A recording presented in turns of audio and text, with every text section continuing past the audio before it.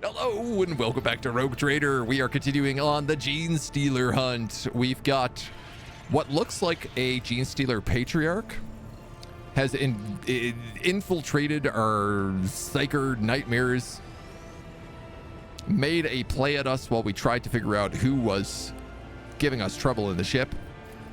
And we have a lead down in the plasma drive chambers. So we're going to go down there and hope things go okay. Adira managed to hold off and keep our choir master and the astropathic choir safe,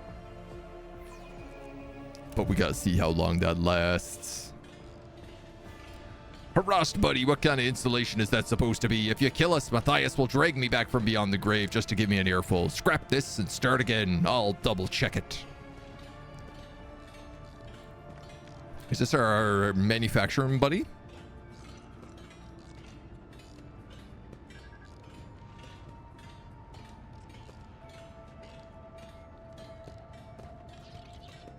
Looks like it. Heinrich Montag. The light from the Infernus Master's low stick reveals his surprised but amiable expression. His lip is split and a fresh bruise is blossoming on his cheekbone. Lord Captain, didn't expect you to see you in this compartment. Are you out on a stroll, taking in the sights of your domain? The blue glow of plasma is especially striking at this time of the watch. You're the most mawkish Infernus I've ever met, Master Montag. A burly man in coverall furrows his bushy eyebrows. His sparse hair stands on end. Your lordship, welcome. I'm Shift Foreman Nige, in charge of this section. If you need anything, I'm here to help.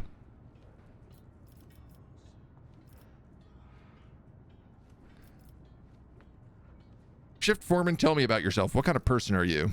He looks at you in confusion. I'm a voidsman, your lordship. Grew up on footfall, joined the crew at 14. Spent my whole life in this bay. I've raised no family, made no fortune, but I've climbed my way up the ranks. I don't know anything but trade in this compartment. I am my trade in this compartment. Master Infernus, what exactly are you doing here? Carrying out routine drive inspection. Regulations require scheduled checks to make sure the insulation isn't weakened. The sensors have been tampered with and the reactor isn't about to blow up. Just business as usual. It's strange that the senior officer is conducting the inspection alone. According to regulations, there should be an entire squad of Inferni, and the personal presence of the Infernus Master is necessary only in emergencies. You know, he has been at the location of a lot of these problems. Heinrich, why are you actually here? Found me out, have you? He gives you a wink and pulls on his stick. I'm not really here about the reactor. I heard a rumor that you'd gone to investigate the plasma drive chambers, so I thought I'd make sure everything went smoothly. Your lordship is accustomed to associating with people of your rank, or officers at the very least, but this place is home to voidfarers of simple manners, whose clan customs may be unfamiliar to you. Our customs are decent ones, Master Montag. I'd rather boil myself in plasma than let anything happen to the Lord Captain. No offense, Nige, but if you can find even 3 people in this bay who can give a report without turning the air blue, I'll gladly admit I was wrong. You're a good bunch. I'd hate to see you insult his lordship with some foolishness and not even realize it.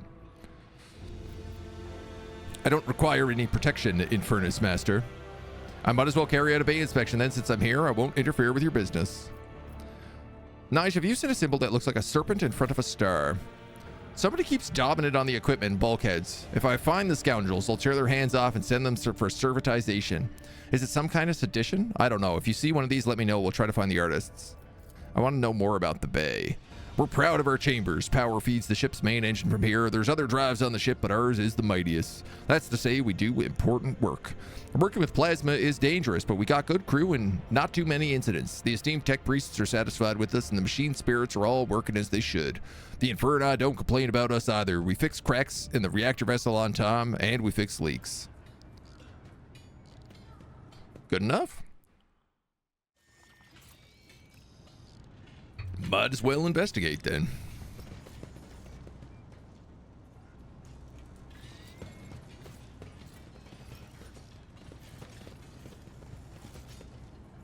Looks like there's more puzzles here.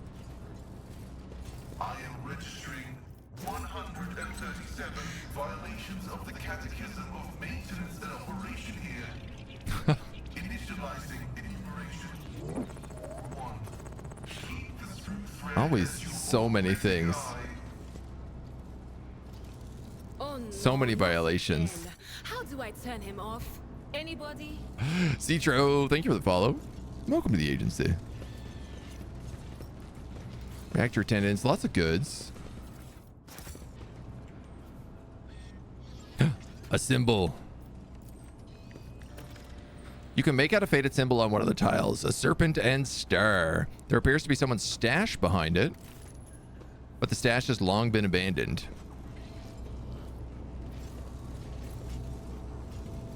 Attention to detail is the key to success. Plasma drives. All the scrap reads as received. Need more. The world will bow. I feel like this is not a safe place to be walking around. You know? Would you look at that?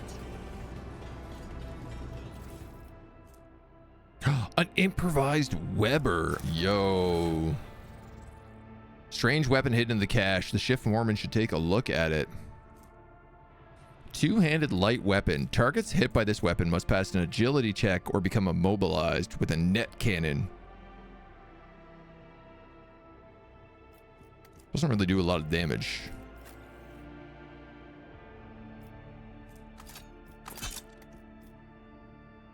Should I give it to Abelard?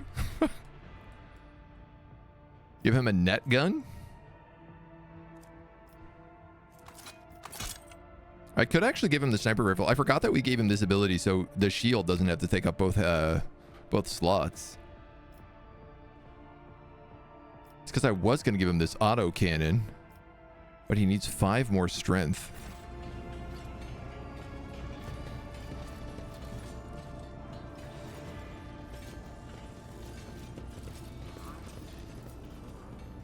Turn the servitor. Call the cargo lift.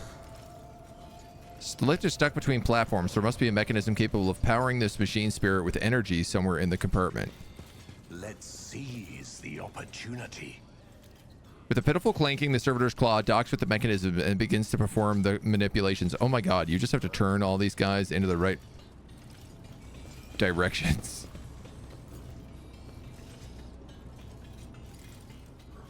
Ridiculous.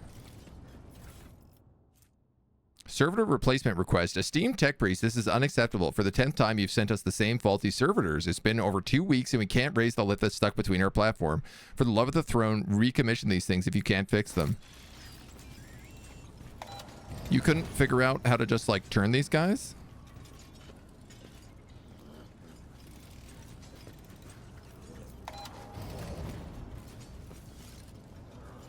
Almost.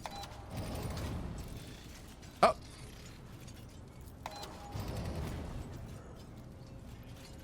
Oh. Powers unseen. I see the puzzle now. My path.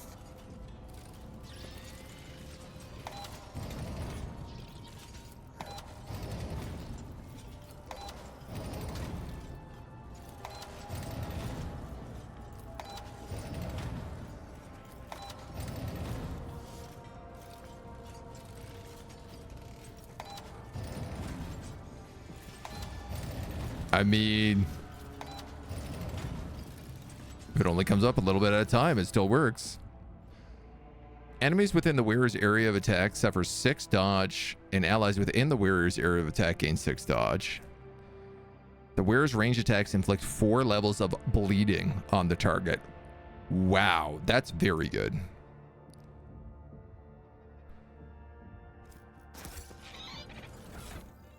That is extremely good.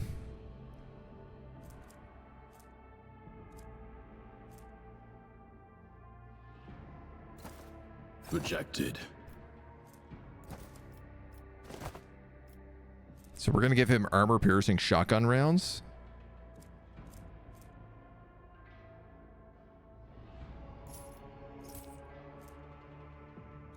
And I think we'll also give him that Breacher's Aquila then.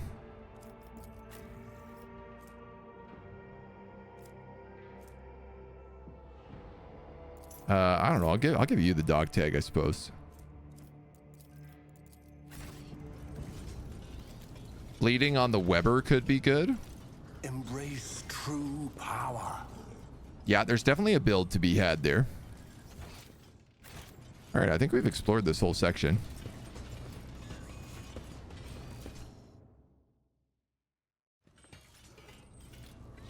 Let's talk to these dweebs. How goes the search, your lordship? There was an old cache hidden under one of the serpent's symbols. Just what we need, more secret stashes. I hope there was nothing forbidden in it. Forgive me, your lordship, if voidsmen are simple folk, they've been trying to wean them off their grubby habits for years. Give them anything worth having and all they want to do is hide it in a hole. I found this note. We've got smugglers on the loose. Who else would be hiding these strange messages? I'll have them drawn and quartered on the turbine. I will. I'd like to find out what they're smuggling. Well, they're smuggling these. Machine sparks shake me, a homemade weapon assembled right in this compartment. The markings are the same as those on local machine parts. This is a very serious matter. It seems someone is plotting a riot and secretly building their own arsenal from scavenged materials right under our noses. We need to find and capture whoever set up these caches. To tell you the truth, I'm no good at hunting rule breakers. It's not what I do. You give orders and we'll do it. Set an ambush near the caches. Sooner or later, someone will come to check them, or conduct a raid. Turn the place upside down, but we'll find them. Let's conduct a raid. We'll spook them, your lordship. By the time the enforcers finish their search, all the rats will have scattered and covered their tracks. Okay, then we'll do an ambush. If these guys are smart, they'll spot the enforcers near the cache and stay out of sight. Your lordship would be spotted even quicker.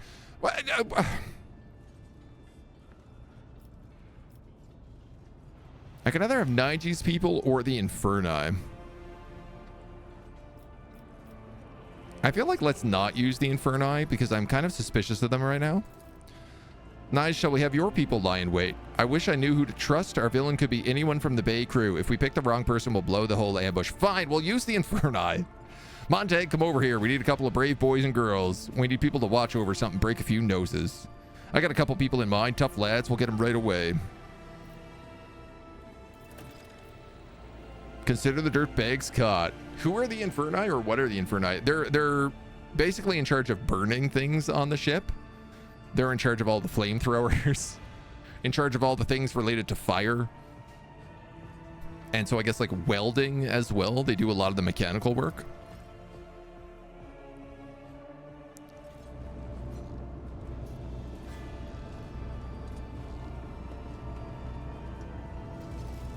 Oh, ain't nothing suspicious going on around here. Get 'em, boys.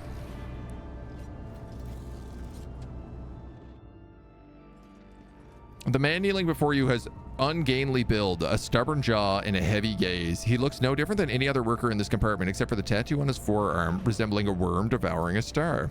One of the Infernus workers is holding a Weber taken from the prisoner, exactly like the one in the cache. The weapon, hand it over. What you saw, keep it to yourself. She forces the words out through clenched teeth. Your cooperation with the enforcers will be noted. The pigment of the tattoo looks fresh, standing out starkly against the color of his skin, which meant that it's a very recent addition. You look closely and notice a pair of scars at the base of his neck, suspiciously reminiscent of an almost healed bite. Who is this man? Shuf Galai, servant of the blessed Lathe Beta 2 Diligence, low-ranking worker, easily replaceable. No apparent signs of mutation. Heinrich, were any of your people harmed? Not a scratch on us. He's a piece of work, right, though. He's no fuel compartment fire, more like a sparking cogitator. Sauerback glares at him with visible jealousy, but Heinrich keeps grinning smugly. They're the trash crew, like incinerators. They're more, I mean, they're like the fire department, the welders. They do also deal with like burning sections of contamination, so. Shaker, we did have the words, yes, yeah. But hello, welcome, welcome. Well, do you feel like talking yet? I got nothing to say to you, heretic. Heretic? Oh, right, because I don't believe in the four-armed emperor. Sauerback grabs the maul from her belt and rasps, "Allow me, Captain, please." Or me. Heinrich's menacing scowl has instantly robbed him of his friendly charm. I'd be happy to oblige.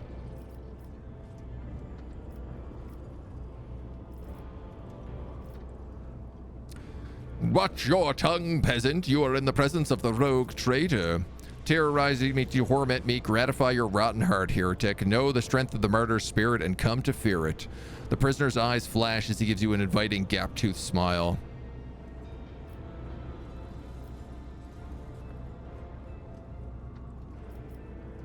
I will oversee this interrogation myself. As you command, I believe this zealot will require some effort. Questioning fanatics is a long and exhilarating process.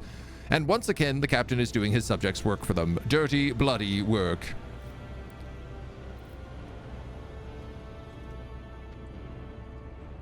Oh, I love that everyone I have is capable of doing stuff here.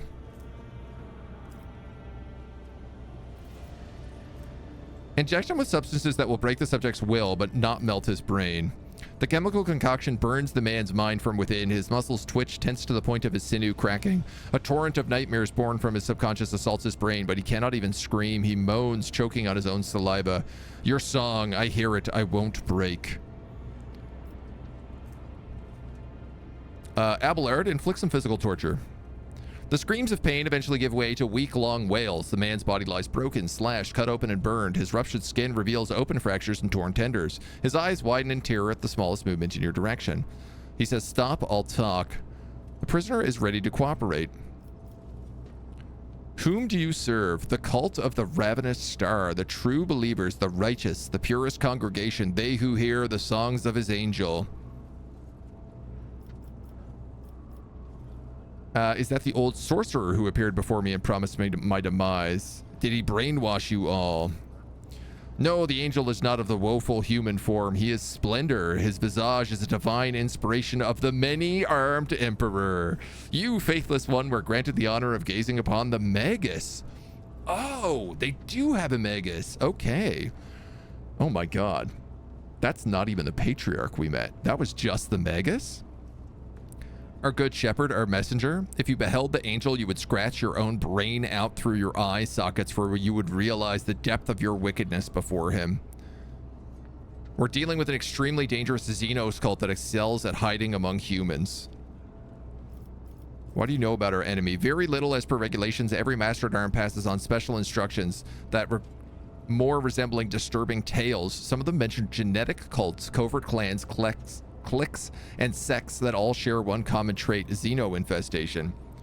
These things pass themselves off as ordinary people, as rabble and preachers, corrupting new groups. They pray to their unholy idol, which they often refer to as the many-armed emperor. They create ever-growing families and produce offspring. Hideous at first, but with each new generation more and more human in appearance, and then they rise up. This infestation is old. Yeah, if there's a Magos, it's been around for a long time. Their arms, Lord Captain. The Xenos have more arms than normal. They twist and pervert our faith for the sole reason that it gives them blasphemous pleasure. Why do they choose to act among the rabble? The lower decks have plenty of dark corners for the Xenos to lie in wait. Commoners are too dull-witted and spineless to identify the threat, and at the same time, they're dull-witted and spineless enough to serve as cannon fodder. What's their objective? Their end goal is always mutiny. They can prepare for many generations, accumulating weapons and numbers until one day they attack. That's their day of revelation, the apotheosis of their profane faith. They think that on that day, the blasphemous star children will descend from the void and elevate their worshippers. That's the Tyranids, and elevate their worshippers means get eaten. How do they recruit you?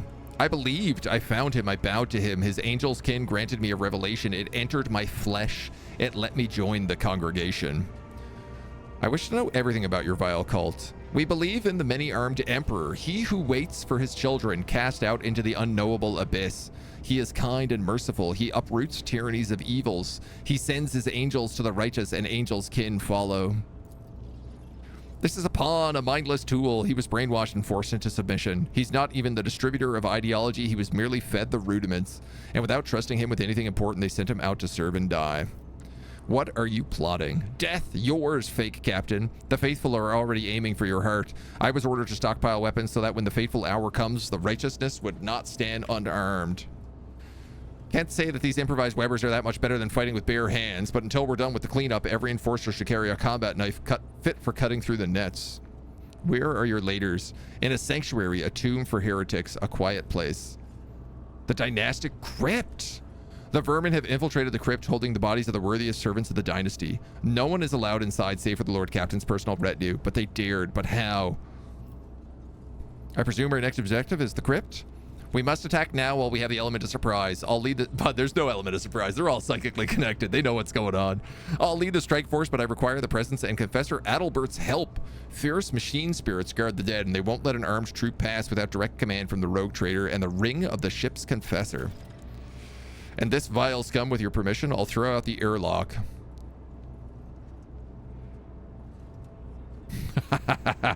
Such forthrightness deserves a reward. I'll give you a cage in my own quarters. You are now my personal slab of meat, and your torture has only just begun. The prisoner lets out a long howl filled with despair. Yeesh. Intriguing. Oh my god. This is going to be so dangerous for us. This is a serious infestation.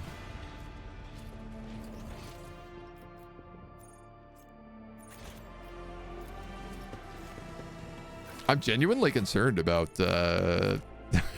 fighting a patriarch. We fought a space marine, but like a patriarch can kill many space marines.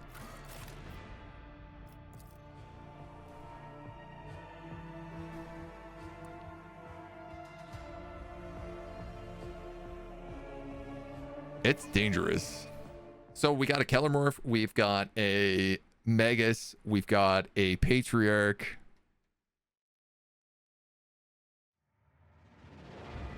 We haven't seen like a Biologus.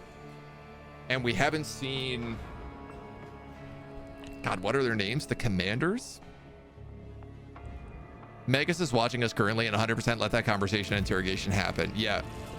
Patriarch can fight a Custodes and wound them. Oh man, a Patriarch can fight many Custodes and just like lock them down psychically.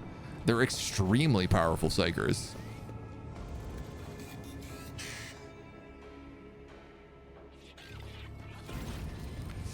Heed me, O guardian spirits. We have come to punish a great desecration. Heresy has made its lair in the dynastic crypt and disturbed the peace of our honored dead. I beg you to perform the ritual of unsealing and allow us passage. Lord Captain, we require your blood. The crypt will not open without your genetic signature. Are your people ready? Ready as never before. They are incensed by this profane intrusion and eager to exterminate the menace before the eyes of our departed ancestors. My enforcers will secure the side sections of the crypt to prevent any flanking attacks. I don't need a blessing. Place my hand on the cogitator.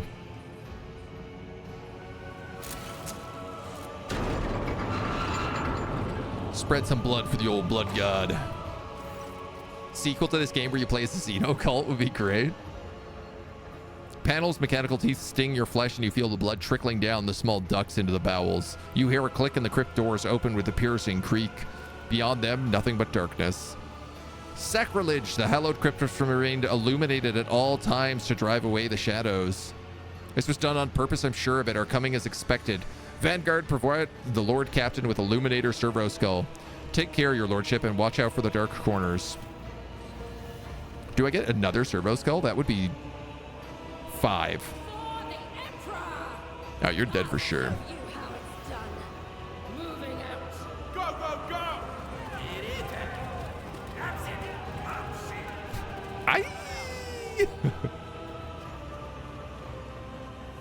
Who are these guys?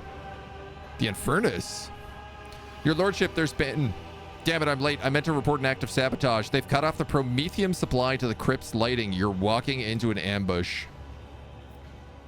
Why'd you fail to discover this earlier? They covered the tracks well, but I was worried about your safety, which is why I took the liberty of sending maintenance patrols to inspect the perimeter of the crypt. Sounds like he cut it off.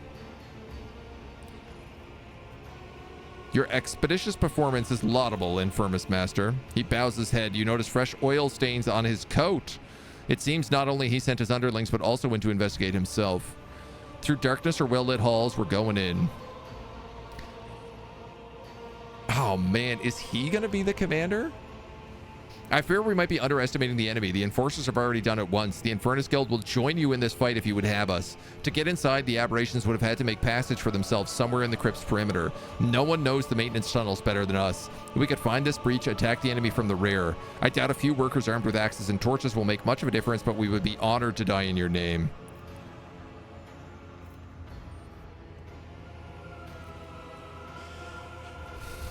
just don't trust these guys.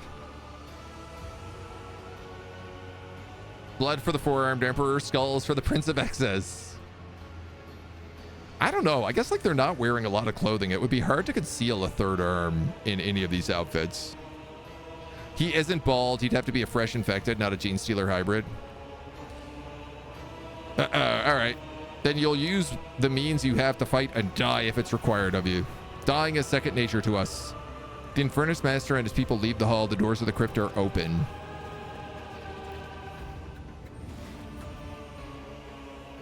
I still think he's going to betray us. Even after that sexy time we had on the train.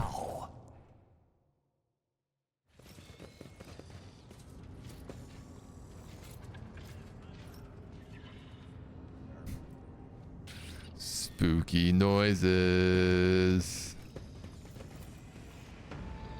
Gates have been blocked to cut off all escape routes for heretics and enforcers alike. They will not be opened until your victory is secured.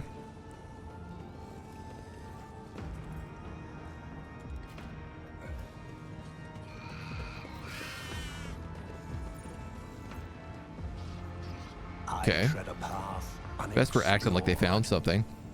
We're rogue traders. Ours is a rare destiny, yet still we remember those who once walked at our side, who served us, who we honor. Needle pistol shells are scattered across the floor. They do not belong in this realm of tranquil glory. Yeah, crack open these crypts.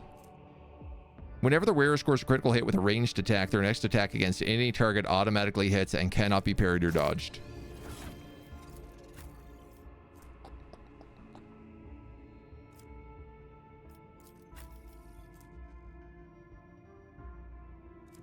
I don't love your gloves.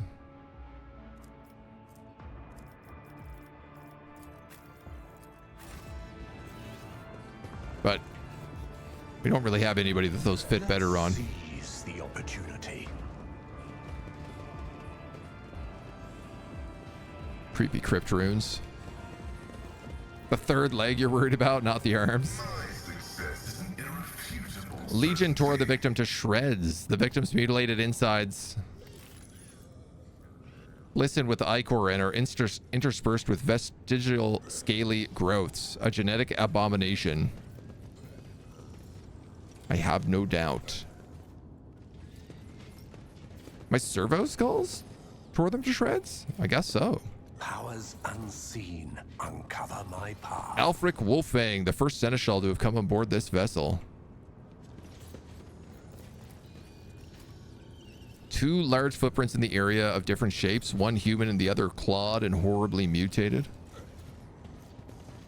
These bones of the dead should be serving the Secrets. living. They could be used in rites or divinations or as amulets. Why are they here, gathering dust and concealed from people's eyes? Good question.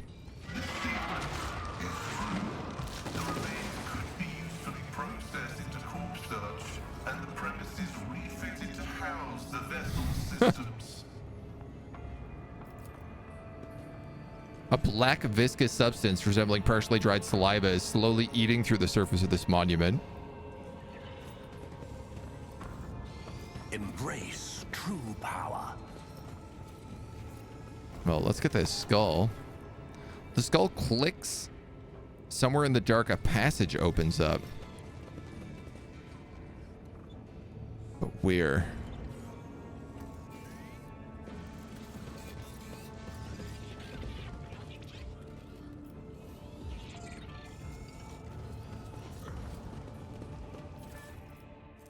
An old key. Breacher's armor. Extra property 10 perception. What are you wearing? Spinner's ritual vestments. Bonus dodge if not in cover. Strength bonus wounds. This might actually be better for you.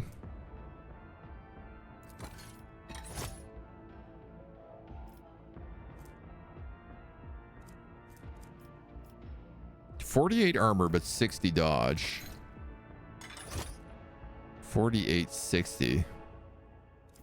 No, I think I kind of got to take that 10% to 30% to dodge over 15% armor. I guess she also gets 3 bonus wounds from that. The world will bow. Is that better on anybody else? You get bonus armor for being around people, so probably not for you. Pascal's got special holy vestments. You've got dog armor. You've got spinner's armor.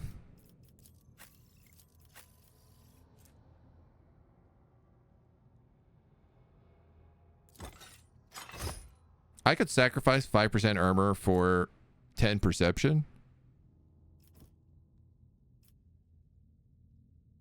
10 perception? Oh, I misread this. I thought it was awareness, not perception. That's actually kind of good then.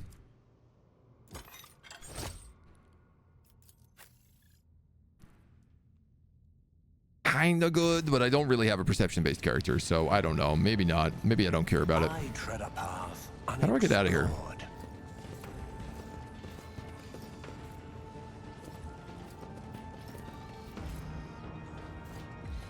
Arch-militant Mort keeps his eternal vigil, protected in death.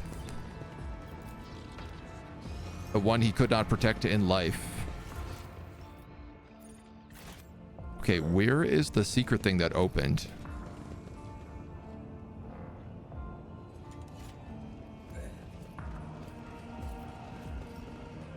Repair. Operation successful. Find a way to open the How door. fascinating. Key. Discover a dusty button disguised as an Aquila. As you press it, you hear the creak of an ancient mechanism. Let's Something has seize opened the somewhere. opportunity.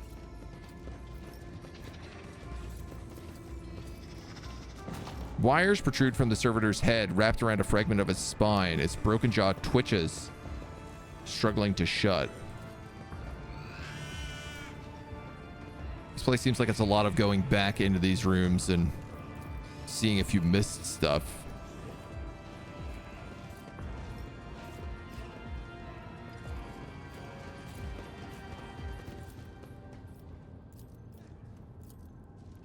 The world trembles We have beneath 2 my things feet. that secretly opened.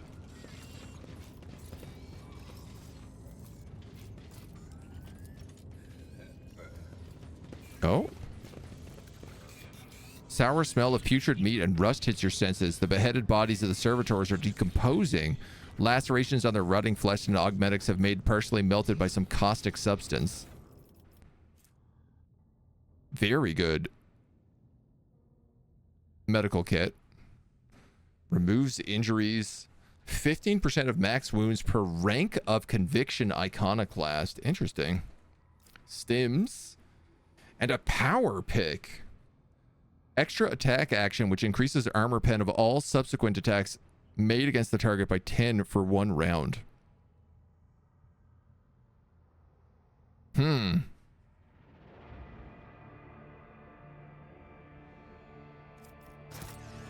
That's a curious one. Embrace true power.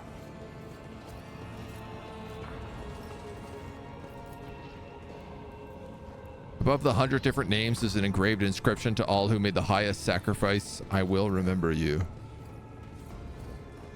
It's a can opener, basically. No, yeah, see, there's loot here.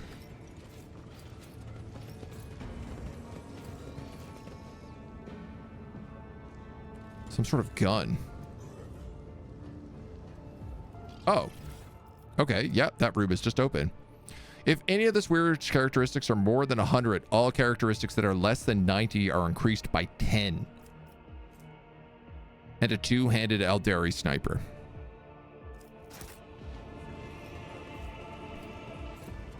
The world will bow. This explorator is blessed with At first glance, the sarcophagus depicts a man, but you can tell by the body proportions and designs of the Xenos origin that an Aldari is buried here. It's a small wonder that his resting place was hidden from sight. The Xeno must have been someone important to one of the rogue traders. Okay, well, I'm glad we didn't miss that.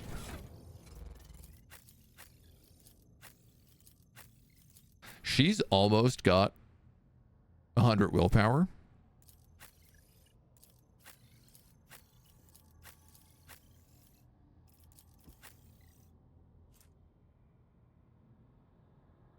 Increase all your other characteristics by 10. Damn, that'll be nice. Intriguing. Good for really just like dumping everything into one stat. Pickaxe, Abelard, mine some ore. Abelard, find me some Minecraft diamonds. Forward, faithful pure. Crush something. Doot, doot, doot.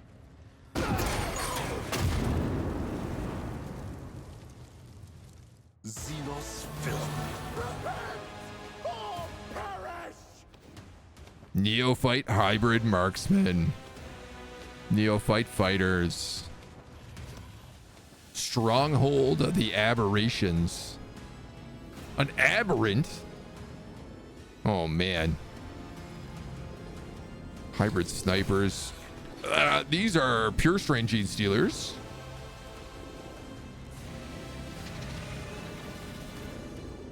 And then he is a Magos with 500 HP. Oh my god.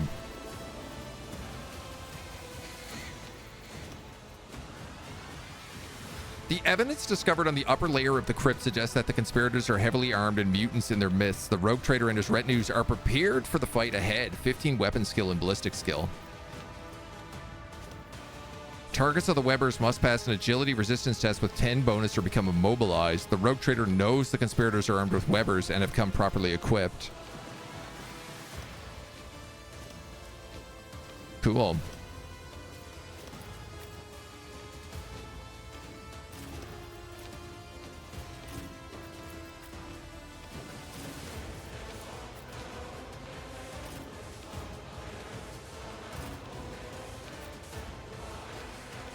Glado, I guess let's put you there. Cabela, you go next to me.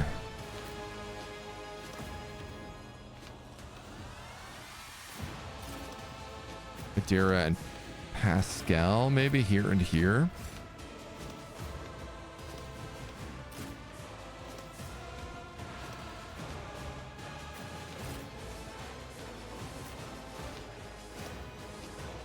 Okay.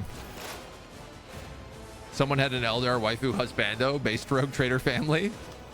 These guys look cool. Genestealers are awesome. They're one of my favorite factions. My vow is to serve. All of their concepts are just like really neat.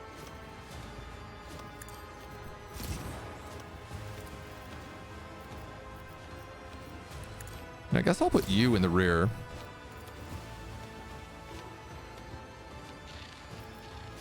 Yeah, stronghold of the aberrations. The scriptural prognosis is favorable.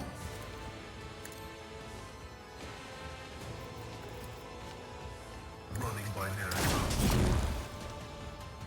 Gonna want to blow this stuff up as fast as possible. Surfaces around are covered with mucus.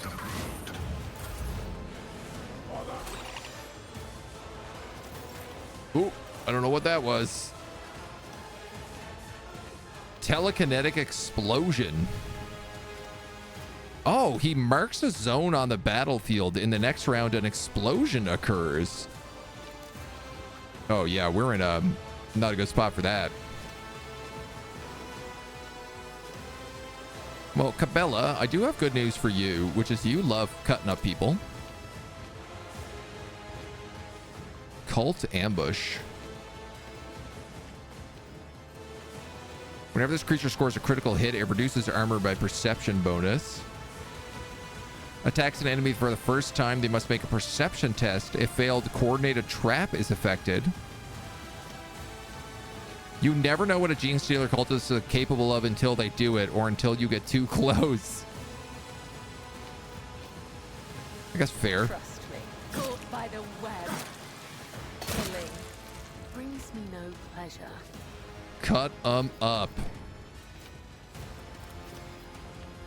As honor ordained.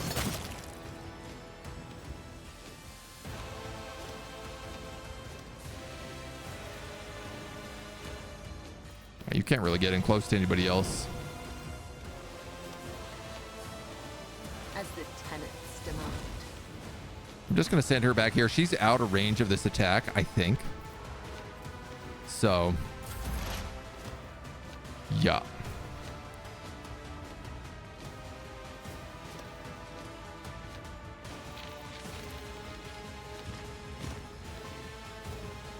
Damn. Bird. What was the command again?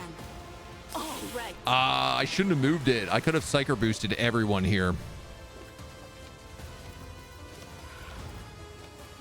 I was too like eager to cast spells. Damn it.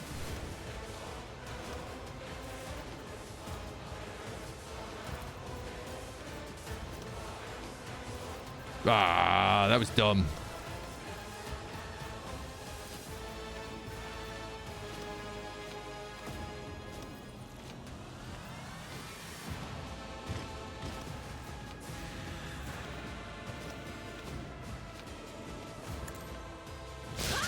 What an unfortunate turn of fate. Could at least blast some stuff in the distance. I guess we'll give her a boost to willpower. And I'm going to give Abelard a boost to parry.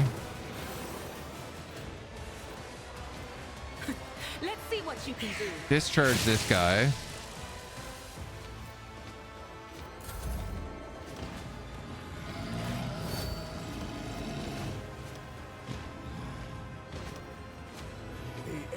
Ooh, he is slow.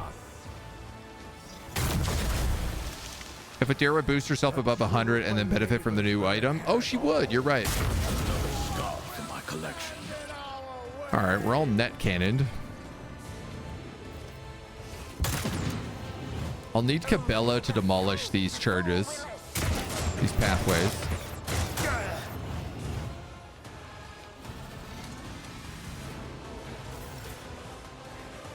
Okay, I can't believe, why is Biggest Turk so slow in this run?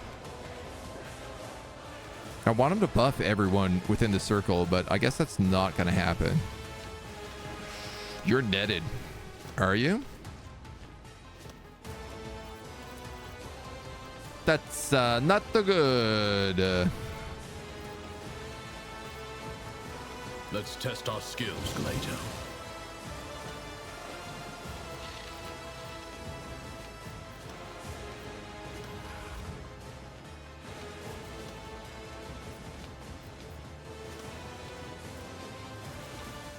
All right, Glado.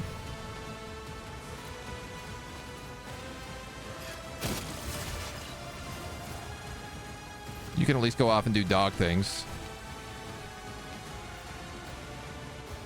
3% shot to hit that guy. That's not very good.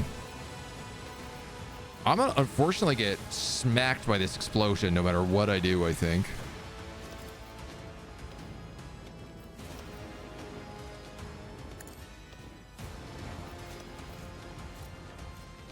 I might as well have him chase the marksman. 116 damage on that attack. One of us would be enough. We'll also give him a free turn. We bring deliverance. Oop.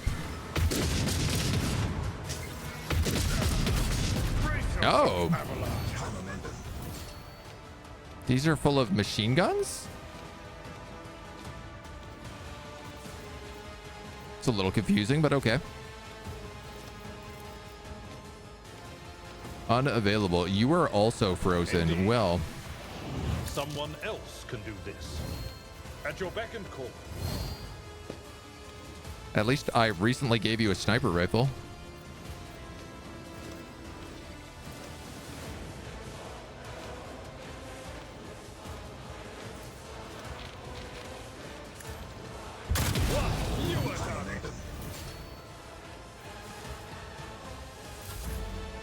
Very good, sir. Okay, you serve me. I will triumph. You guys all get hit with voice of command. We'll boost your momentum and give you bonuses to melee attack.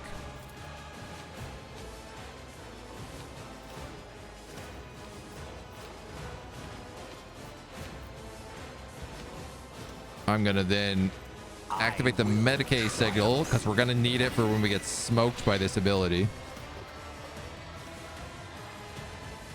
I can't move, so let's give Adira a bonus turn.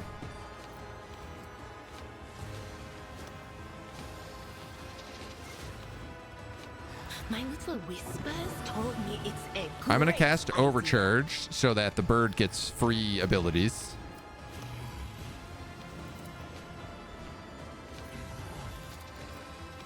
Because then I can also do abilities through it. Ugh, damn. What was the command again? All right. Psychic Shriek does not seem to want to do a lot of damage here. I can't really understand why.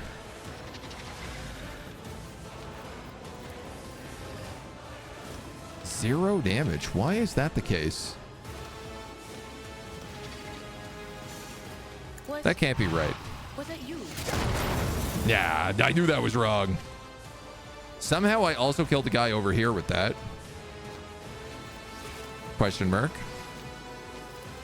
Purification discharge. This guy kind of seems like he's immune to...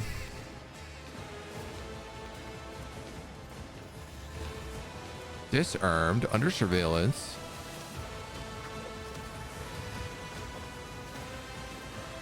Immune to mental damage, cannot be stunned, pushed, or knocked prone. Okay. That's good to know.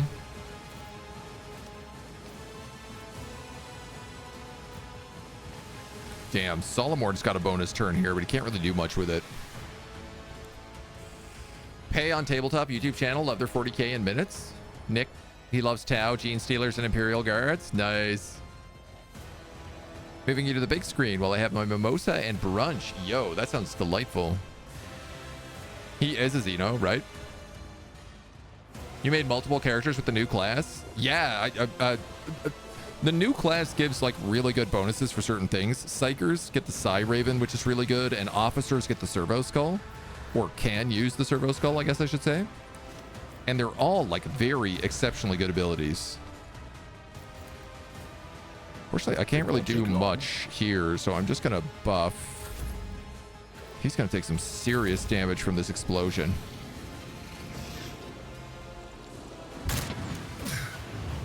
Ow. Dog.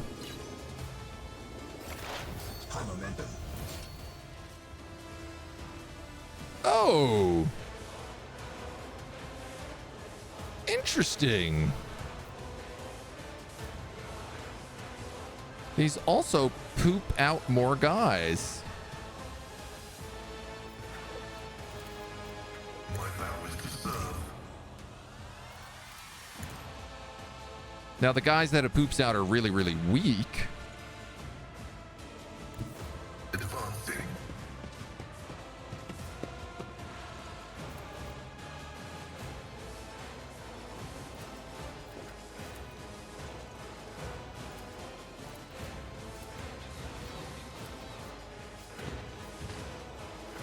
I can't hit all of you with this shot.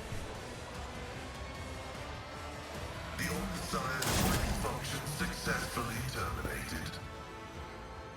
The scriptural prognosis is favorable. Try to buff a few people here.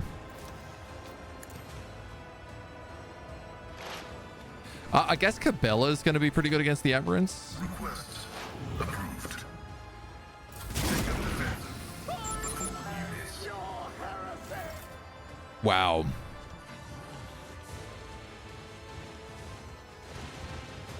Well, that explosion killed me.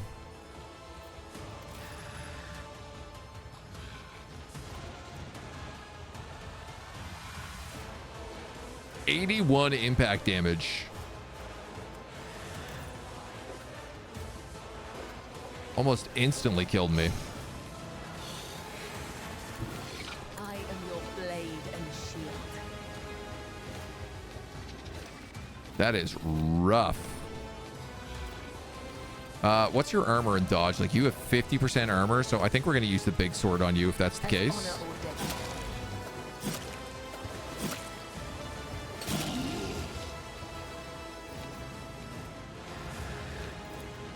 Trust me.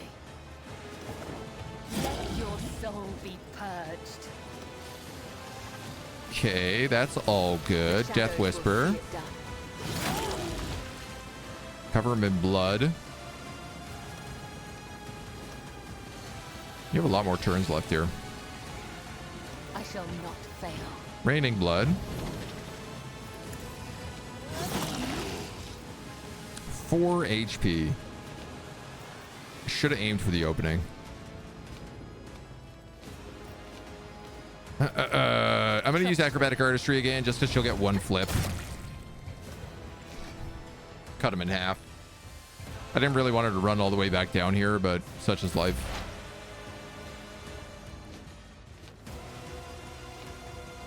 Okay, Adira, I can't really get you in good cover anywhere, but I need you to keep moving your bird.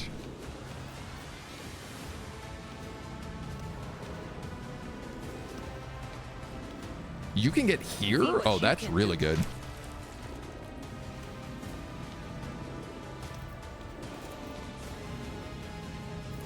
Oh, but I can't see you. I can't see you. I can't cast on you. What is this foreboding?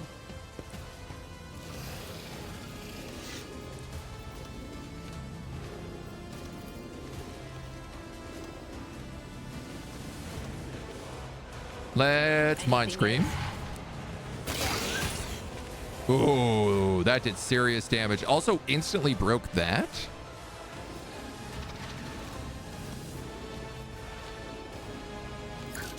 I should be able to complete the cycle right now, but it's not letting me. So 30 and 30, 56 socks damage. Honestly, that should kill them. What was the command again? Oh, right. Both of the pure strains down. Damn, dude.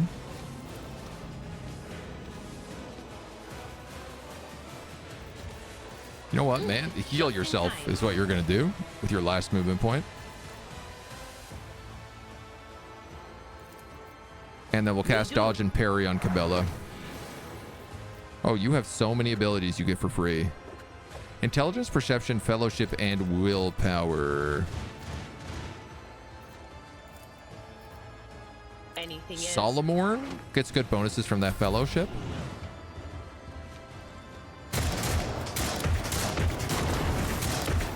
Wow, thank you, Neophyte Gunner. Your terrible aim really helped me out there. Moving into position. Blast that guy for 90 damage. What's left? Is there another one of these? You've got the discharge on you. Plato, we're undertaking this task. Plato, you're going to go on a nice run.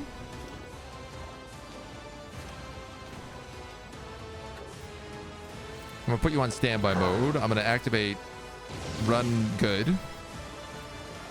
Understood.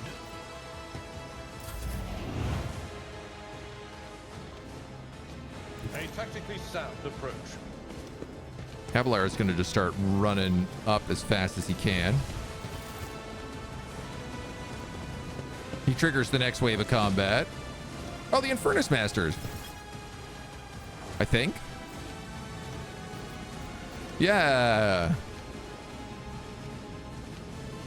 I don't know how much good they're going to do up there, but I guess we'll see. Can I taunt this guy? Do my duty. Actually, can I just shoot this guy?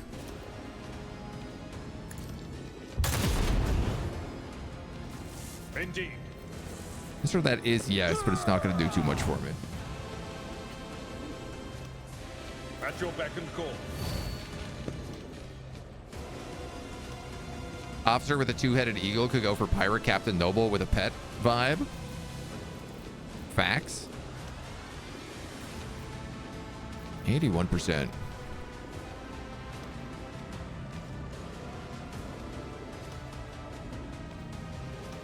No. I'm going to use matter Daring the cost. Breach. My place is at the fore. compared to naval service, that was barely a challenge. Then I can demo that.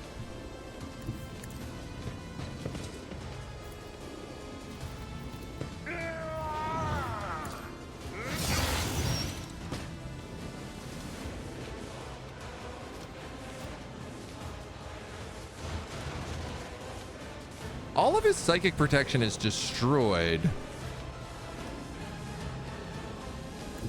Tried and tested tactics are the best ones. It will be done. Oh, I guess we can just walk right in here. I will do my duty. Victory is imminent.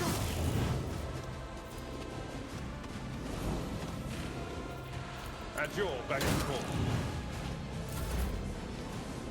Now Glado has a way in. Oh, almost. And furnace workers just come in with their axes, start stacking up bleed damage. Ooh, this guy's gonna take a lot of bleed on his turn. Stay vigilant.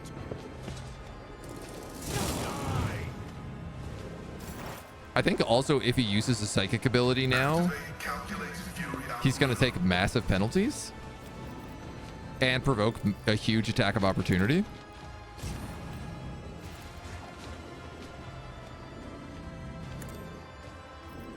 We're going to trigger a kill zone. We're going to trigger a trench line stratagem, so everybody in this re-rolls checks.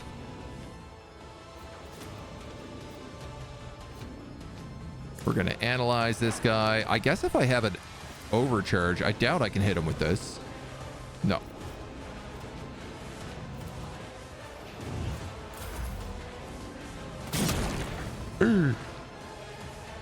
Telekinetic impulse. He kills everyone around him. And then he sets up an explosion. Gets counter-striked. Cabela, you actually don't have enough range to get up here. I'm shook. You only have 25. Probably because my noble is dead.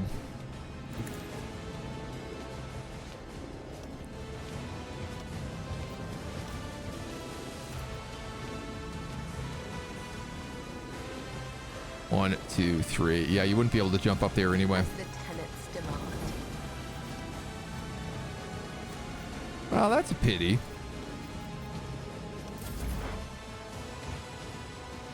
I know what is to come. Psychic Scream, 346 to 378 damage. Guaranteed to hit. No cover penalties. Adira's crazy, man. I always thought Cassio was like the GOAT when it came to Psychers, but Adira actually has some insane combinations you can do. That's before, yeah, before Veil Degradation, right?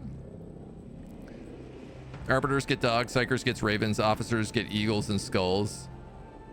I think anybody can have the eagle. I want to say also anybody can have the dog, but you might be right. It might only be Arbites. You can only pick one pet per character, yeah. The old man before you resembles a human being, but the scaly, bony growths going from the bridge of his nose to the top of his bloated, hairless head, the grotesque cheekbones and the black claws on his meaty fingers leave no doubt that the creature is a genetic aberration. He utters in a creaking voice, black spittle sprang from his mouth. You have spilt the blood of the congregation, offended the purest of his chosen children, you heretic. The creature's last words elicits a nervous laugh from the nearby enforcers. The irony of this embodied preservation of the human form accusing you of heresy is not lost on them. The confessor whispers a quiet prayer. The master-at-arms is watching the old man's every move. Heinrich, I see you found the hole, which they wormed their way inside. Discovery cost the guild 68 souls. It was crowded in the tunnels. They sent monsters on us, but few things can scare someone who has seen a fire in the arsenal bay. Master-at-Arms report. Saurabak's gaze remains trained on the mutant. You notice deep wounds on her chest and shoulders, but she shows no sign of acknowledging their existence. Strike forces have cleared the side sections of mutants. The freaks fought like madmen, but they couldn't match the skills of the Von Valancius enforcers. Once victory was secured, our pursuit units made sure that none would escape. Our flamer squads are in the process of purging the crypt. All degenerates confirmed dead. You have rectified the consequences of your blunder, but that does not mean I've forgotten who was responsible for letting the taint spread on my ship.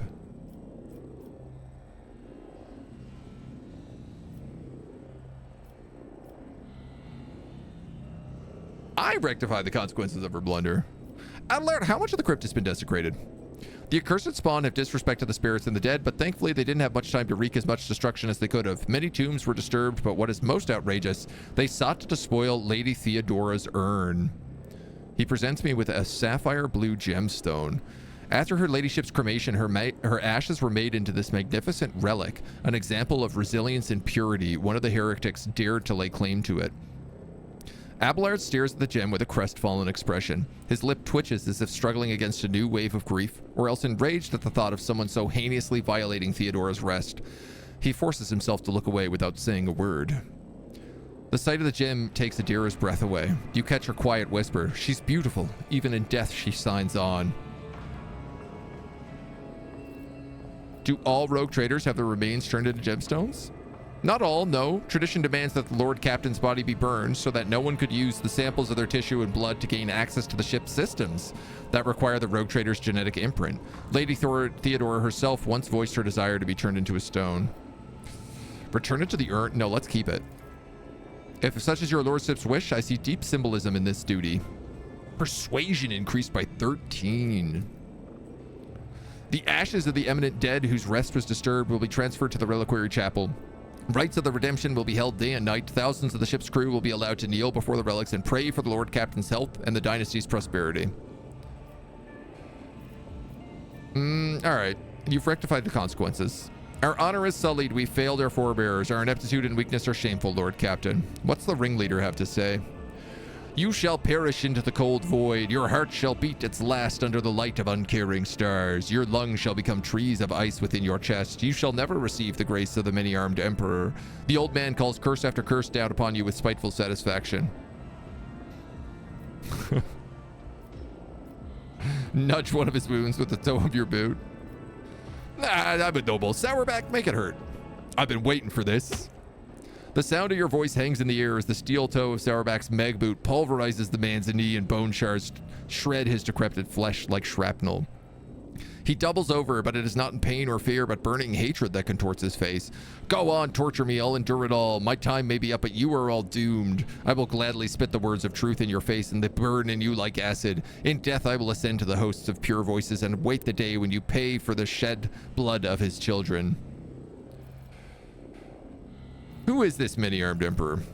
The true God who comes through the void to us is devout children. The universe is an abyss of horrors, and only he can save us, but not you, vile heretics. You are all doomed. Are you the leader of this spawn? I am the herder of the pure, he says in a wet, slurping laughter. The many-armed emperor has blessed my mind with the ability to behold him, and I guided his children until you came and slaughtered us. Their lonesome tribe has spawned a sorcerer, no doubt to help them brainwash more victims and swell the cult's rank. Are you mutants or xenos? We are pure. We are the congregation, children of the many-armed emperor, the genetic perfection of existence. You will never understand. You are of inferior flesh. Your genes are woven from feebleness and misery. We are the new curve of the spiral. We are one, and thus we are strong. Pascal Visor's flash is scarlet, growing brighter with every word. This statement is false. Only the true flesh is perfect. You are a scrap of ignorant meat, and this vaulted genetic perfection, which you are not, will be ground into nothing by the cogs of the Omnisaw. The old man shrinks and hisses as his face is bathed in the red light of the visor, itself framed by the shadows of writhing mechadendrites. Why did you make your lair here? No one wanders in here. We were free to offer our prayers without fear of discovery, and the sight of dead heretics was pleasing. Trampling your bones was a righteous act. That's why I ordered the pure to sunder the walls of your bone vault and make this place a sanctuary for the congregation. Demolition test succeeded. You glance at the gaping hole in the adamantine bulkhead. It's almost unbelievable that the mutants were able to make a hole like that. They would have required truly powerful industrial equipment and not the kind that could be easily assembled or stolen. Now I see why so many inspectors in the adjacent compartment have had accidents. Are there more freaks on board? Where do you even come from?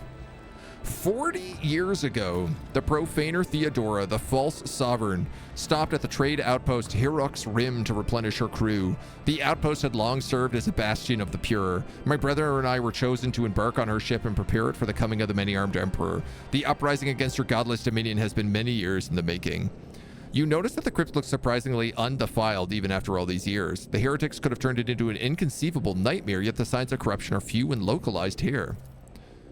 Hirok's Rim, the cesspool of abomination, must be burned. Who knows how many ships they've infected? Well, we've had enough. Hang this carrion. The man's face twists in rage and his milky eyes bulge. The many-armed emperor cometh. The true God shall avenge us, and when he does, I will laugh. His string of doom sayings is silenced by a kick from the master-at-arms. No, no, they might have had loot. Wait, I need their loot.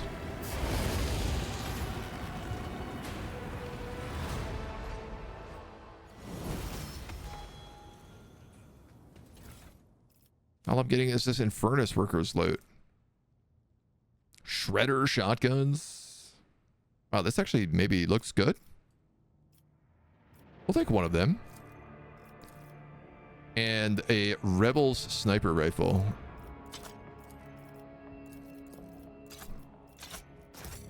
Powers unseen, uncover my path. Oh, Theodora, covered in blood. That loot might be tainted. Nah.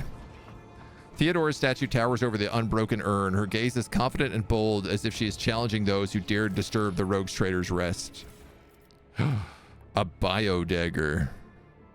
Each attack with this dagger increases its damage by 1 until the end of combat. And this looks like a needler. Every hit from this pistol increases the level of damage over time effect suffered by the target by 5. I mean, obviously, I'm going to give this dagger to Cabela.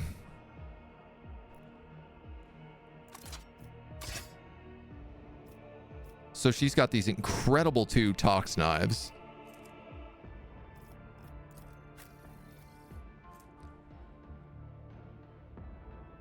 Debilitating shot. Dodge reduction 30.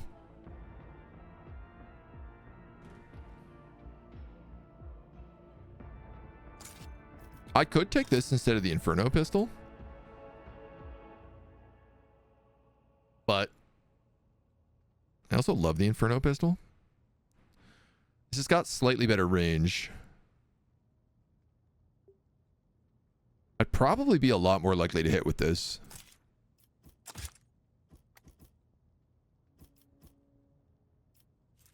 Ah, but I love my corrupted Inferno pistol.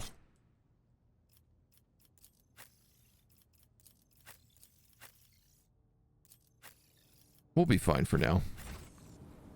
Oh yeah, and we picked up a gem. Persuasion is increased. Commerce divided by 5. I would get 21 persuasion with this. That'd give me 146 persuasion.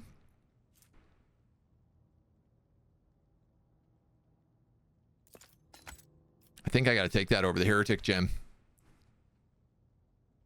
which is really shameful, but Tyranid weapon close to being brought into the High Fleet assault in a neighboring system. I know, right? But surprisingly, at least this invasion is not on our ship, which I thought for sure it would be.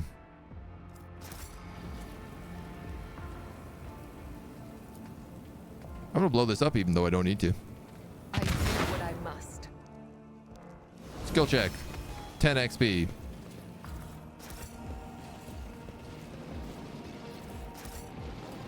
Give me all this loot. I tread a path unexplored. Defilers dumped the remains on the floor, then connected a water pump to turn the sarcophagus into a cistern.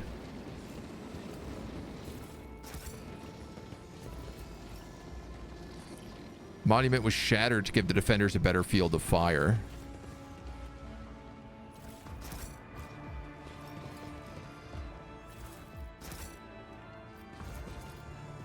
Sarcophagus has been turned into a container. Supplies, ammunition, and bandages lie in an unsumerious pile on top of bones.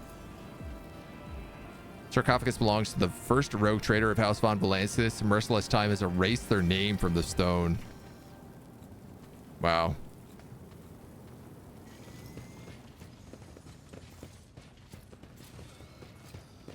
I can't loot this guy? I guess not. Something for like a 6 psyker staff here. Magos was most likely planning on corrupting the mind of our navigator. Yeah. But we saw to that problem. Let's deal with this level up once we get back to the ship. The hole in the wall seems to grin with broken teeth as if mocking the dynasty's ancestors. It would be impossible to make a hole like that without industrial tools.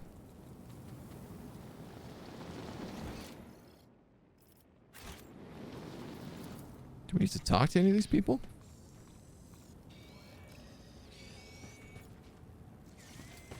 Blah, blah, blah. Blue, blue, blue.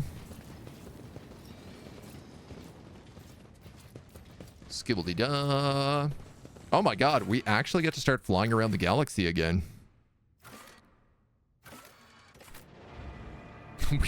We've just been like sitting in orbit above Dargonis for a very long time. A noble with a shield? What heresy is this? It's a shield on fire, so it just like looks really cool. Certainly didn't help us from getting absolutely dunked in that last fight. Overcharge level up. When a familiar becomes the target of the enemy's attack, the overseers are damaging. What is our first level of this? Overseer allies ignore cover and 4 radius among are immune to critical hit.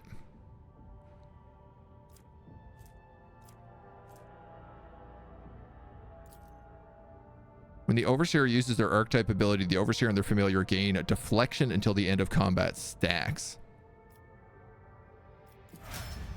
Take that. Your unyielding guard. You cannot die until the start of your next turn. All damage suffered is reduced. Each attack makes them a priority target. Until the end of combat, all allies suffer less damage. Or suffer 3 bonus momentum for each attack that hits them. I'm gonna take all allies suffer less damage.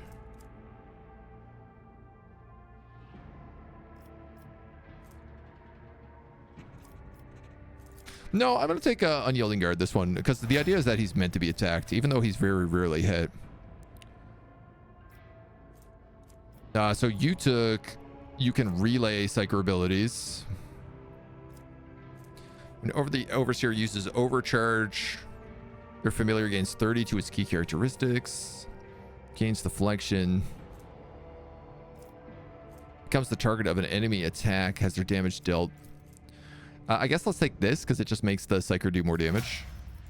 Or the bird do more damage.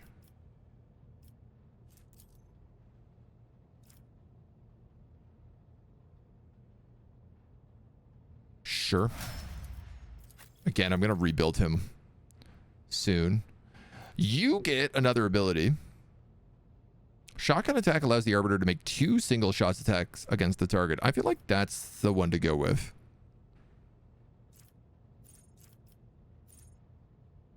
Overseer chooses an enemy in line of sight. The Cybermassive immediately dashes to that enemy and performs a special attack, double rending damage, and falls prone.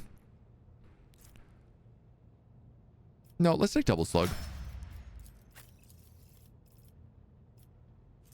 Till the end of combat, targets that dispatch lose half their armor and deflection. That's pretty good.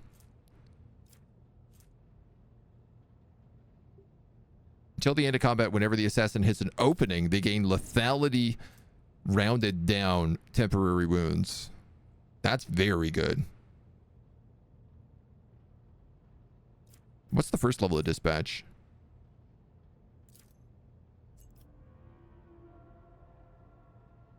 Attack cannot miss. Their dodge reduction, armor pen, and parry are doubled for that attack. No, we're going to use that. The idea is that she's meant to like just delete characters, so. Whew, all right. The flamer guy didn't stab us in the back in the end. No. He wasn't bald, so he was safe. Either being used as a blood bag by vampires or abducted by aliens because I keep getting O-shaped bruises on your arm during the night. Spiders, maybe?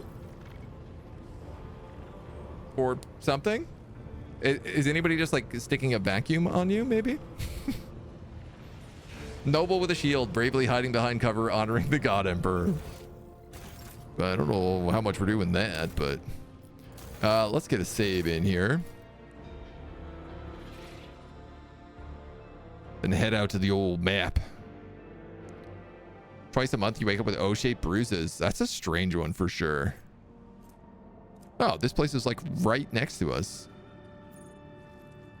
Hirako's Rim. The stars that guide us. Dumped cargo. Janice. I mean, let's go to the stars that guide us. First things first. Do we have a project being worked on? We do. The High Factorum voice rings with pride. Lord Captain, I've done as commanded. Everything has been prepared for your ritual for Mistress Cabela. A select few upper deck officers are ready to leave their posts and attend this formal gathering to praise your lordship's name. We can begin at your convenience. I doubt that Cabela will enjoy this. Yeah, who cares? I will signal the servants and notify the invited parties immediately. Let us demonstrate to Cabela just how strong our vessel's spirit of camaraderie truly is.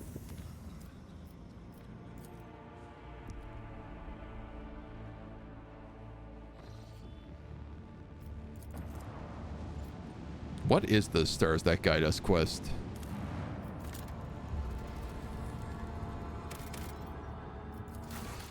Planet.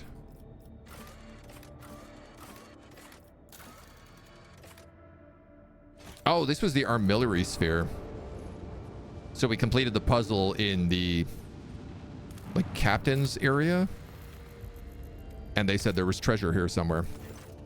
After analyzing the auger data, the officers were discovered to know that this planet was once covered in oceans. Long ago, an unknown cataclysm caused the seas to dry out and turned the whole world into a lifeless desert. The most amazing discovery was the skeletal remains of colossal oceanic organisms, some large enough to be seen from orbit. Neat. Neato.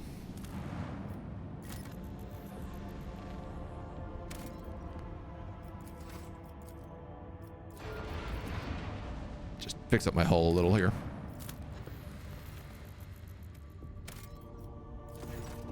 Overgrown trees and ivy-covered roots conceal an ancient biodome nestled in one of the crevices. It would have been impossible to locate this place without the precise coordinates from the armillary sphere.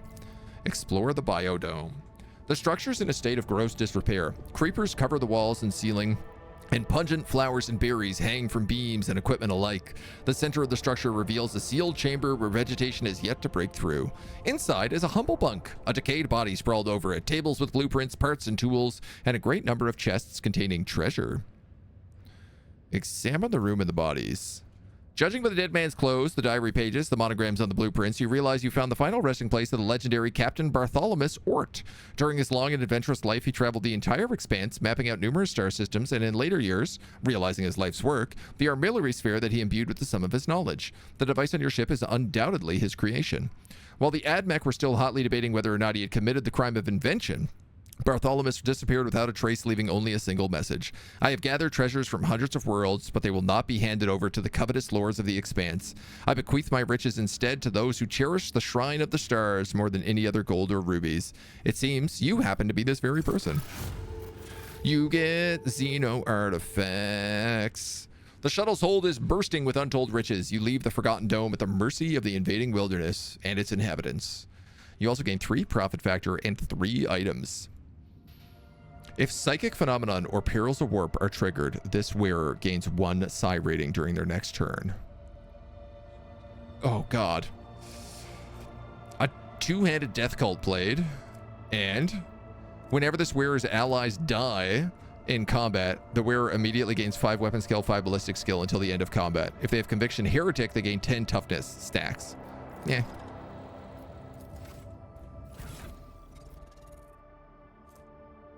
That was not so good.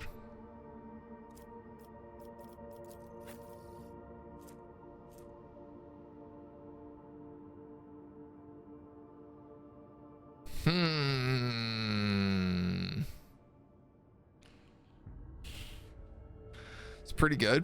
So we have the Theserdium mask. So we get 1 psi rating and 15 persuasion. Gains +1 psi rating during their next turn. The question is, does that stack?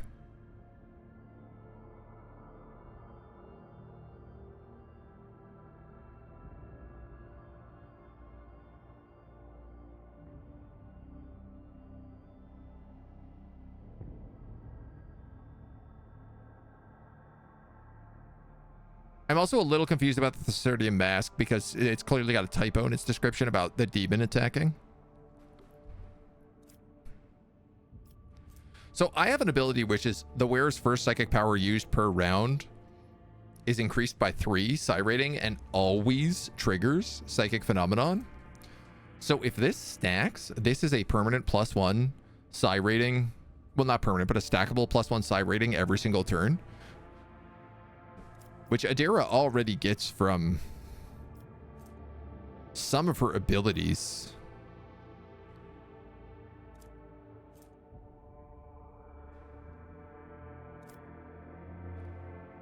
Doesn't look like it stacks. I mean, I could put that on someone who's not a psyker, and I guess they'd get a psyker rating. Triggering perils of the warp all the time is a risky thing to do? No, it's not. What are you, crazy? Perils of the warp is fine, man. Oh my god, you just end up with some demons and stuff mucking about. We're okay with that. Risky. Posh. A posh to gosh a posh. That's no problem at all. We're happy to have a couple of demons come popping their noses out. That's how we make friends. Don't you understand? What did you get? You got a new sword?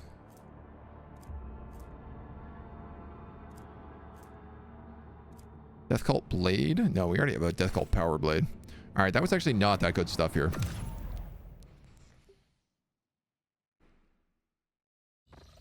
Do we know anyone who's a heretic? We might know one or two. Couple heretics around.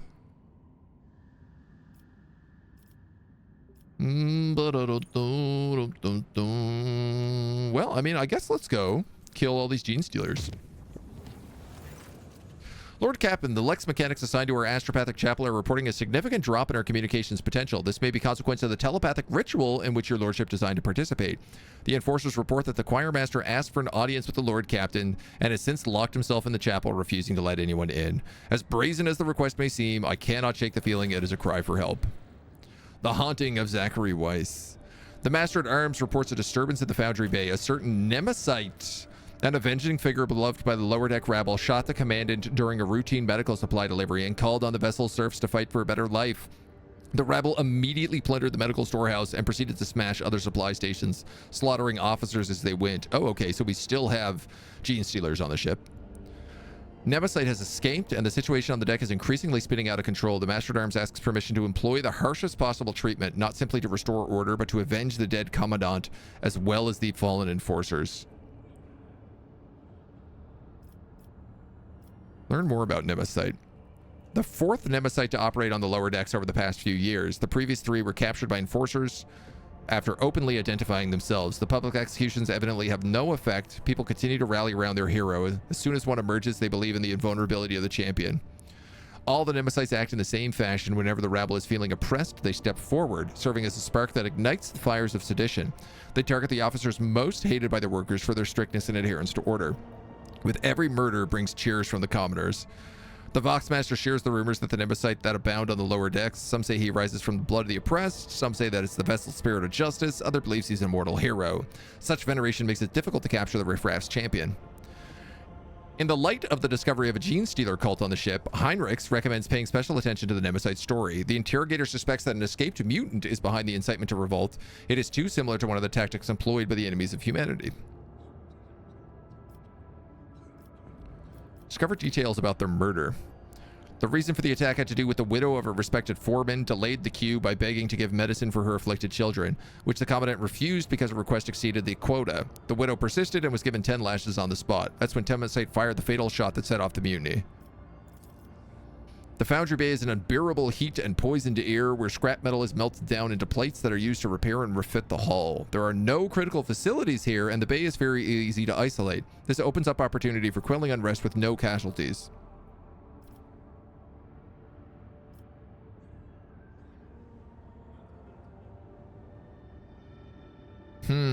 So division among the rabble. Whoever gives up Nemesite will be moved to the middle decks and paid a year's allowance.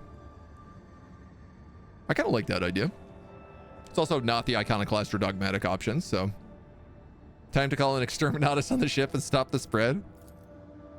Many people betray their relatives and neighbors in the hope for a better life, but there's no true Nemesite among them. The enforcers suppress a divided mob and restore order with ease. Alright. We have to go back to the boat. We have a ceremony with Cabela, and we better go talk to the choir master. Damn, dude, we're never leaving Dargonas at this rate. I assume I have to just talk to Cabela to start this event. This might be our opportunity to also romance her.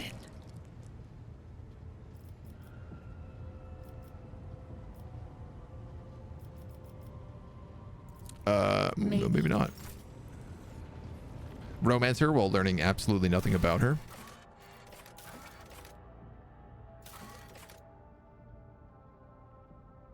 Scout out the planet. Aberrations layer. Attend the gathering on the officers. Oh, the officers deck. I see. So I just have to go to different places.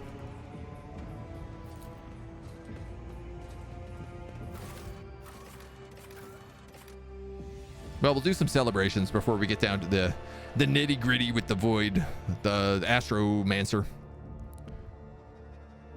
the astropathic choir leader. Everybody's got so many titles. Ah, fancy noble party. We haven't had one of these in a long time.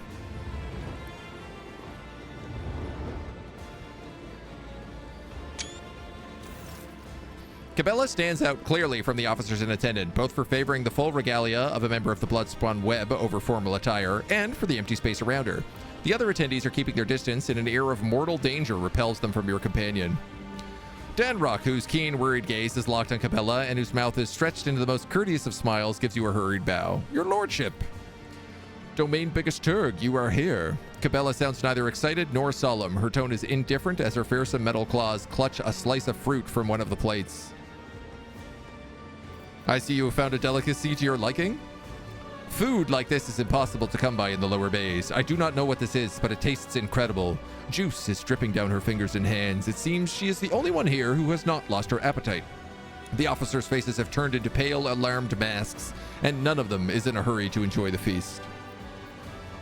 How are you? I feel wrong. Strange people, strange sounds and gestures. She lets out a sharp breath, her gaze becoming vacant, and her hand reaches for the table knife. I am losing myself in this whirlpool. Grasping the knife, she begins to carve lines right into the expensive wooden tabletop. A nervous murmur runs through the crowd.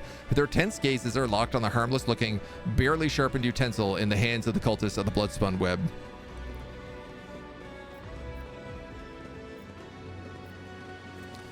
I see you have already mastered the art of commanding attention. You seem to be quite in your element. She blinks in surprise and looks up at you. She glances back and forth, seemingly privy to the meaning of her words, and then her clear, genuine laughter fills the room. I suppose that's true. I will not fluster your subjects further. She glances at the maze she is inscribed and sighs. Whenever I lose my thread, I am forced astray by the outside world. I return to the labyrinth. It has all the answers. My meditation helps in finding my way out. I regain myself and praise the righteousness of serving the Undying One. How do you like our ceremonies? I am attempting to peer through the florid shell to the core, yet it continues to elude me. What is the purpose of this ritual? Explain it to me. Power. These people come at the snap of my fingers. They look at me, hang upon my every word and gesture, hoping against hope that I might grace them with a smile or a glance. Is that so? I hope that this power you cherish serves a purpose other than hollow vanity. I am too conspicuous besides the rest of your servants. A fitting mask, that is what is required for a ritual like this. I came unprepared. It will not happen again. You gesture at her mask and regalia. Your choice of attire is not customary for such gatherings. My appearance tells those around me who I am. Everyone here is wearing a mask for their respective thread. It is not a requirement for your rituals. She glances at the opulent room, the dazzling decor, and the handsomely dressed officers. I sense that this gathering was a bad idea. Dan Rock sighs heavily and looks down. Why? You have looked behind the curtain at my existence, and now I've looked at yours. I don't think that we've heard all the words that should have been spoken here today. Is it because you do not wish to say them in front of witnesses? Take a walk with me. I grow weary of the crowd. That labyrinth is Zincha's domain? Ooh, I hope so. Cabela avoids your gaze as the two of you walk away from the other guests. She seems calm, but the slight tremble running down her right hand betrays her agitation. Once you are alone, she looks straight at you. I have discerned what you are doing here, and I know that you're calling it a ritual was a ruse. True rituals are constant, immutable, like the cycles of the cooling machines in the ship's bowel or the ships of the bay's servants. That was spontaneous, something you prepared just for me, and then you stayed at my side the entire time. Now here you are, granting me another request. Why is that?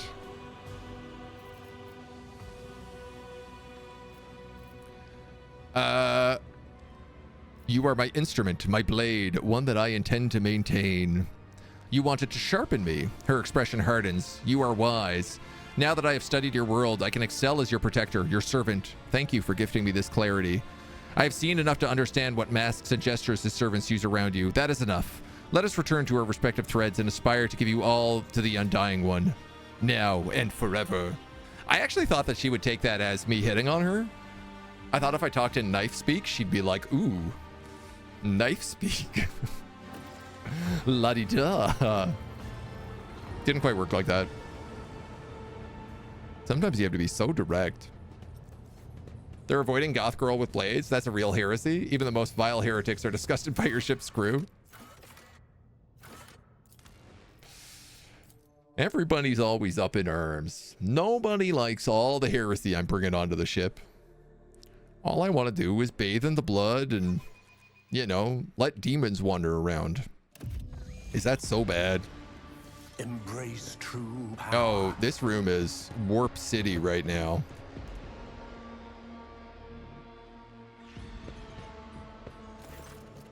An unpleasant heaviness grows in your head as if the vice were slowly tightening its grip on your mind. The choir master is kneeling, his burnt-out eyes peering into the void. He raises his head and you see a weary old man, weak and frightened. She is here. Adeline has returned. She is asking me for help, but you scare her. She is hiding from you. You will not harm her, will you? From every direction, every shadow comes playful, girlish laughter. At times it transforms into the old man's rueful weeping, at other times into a deep growl of annoyance. The sounds form cold, malicious words. The sorrow will be eternal. The whispers keep saying we should kill old Weiss. They're just so giddy about it. I guess we shouldn't kill him then? The whispers never get excited about anything good. I guess we better kill him then.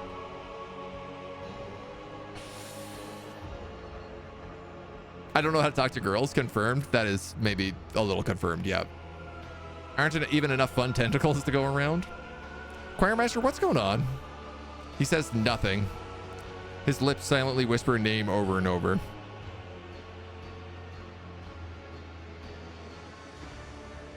What twisted creature are you? I am the victims, the murdered innocence is guilt. How do I find Adeline? She's there in the shadows. Many shadows lie. The true ghosts are hiding among the false ones. But I hear Thaddeus' earnest prayer and old Stavros' words of disappointment. He always doubted my talents as a mentor. I hear poor Antonius' scream, the scream he let out when he unwillingly gave up his last of his vitality. Anais' pleas, I condemned her to existence as a half machine. I almost sensed Savita's touch. She tried to save me, but she fell instead. So many voices all condemning me for what I did. Find them. Separate the true voices from the false echoes.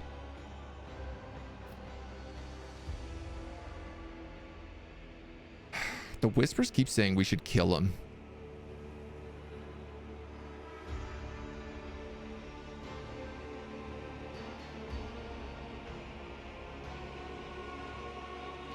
I love the whispers. I love doing whatever the whispers say.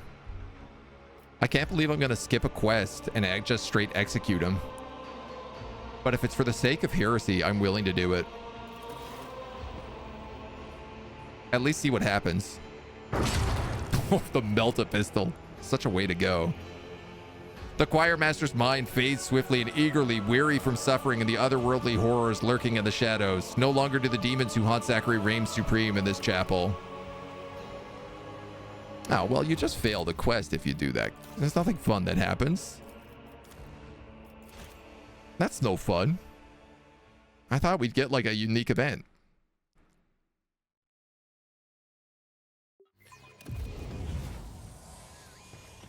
It wasn't even a heretical option, right?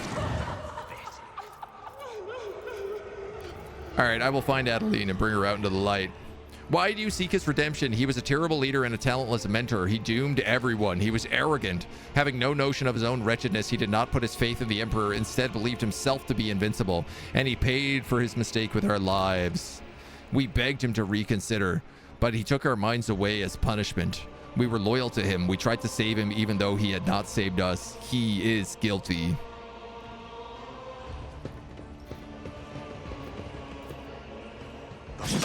Ow!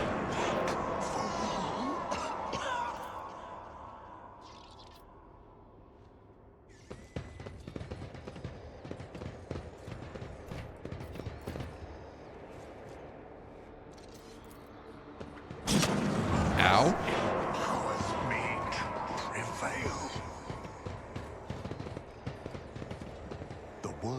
Trembles beneath my feet. I can't tell if this is a punishment or a puzzle. Oh, there we go.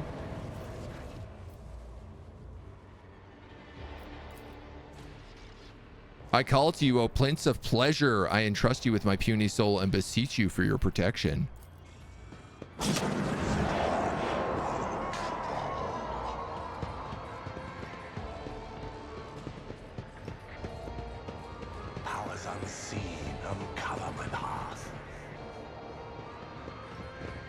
Ouchies?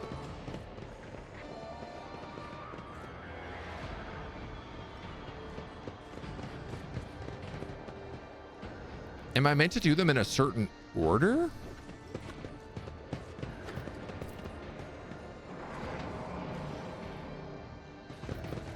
So many debuffs right now.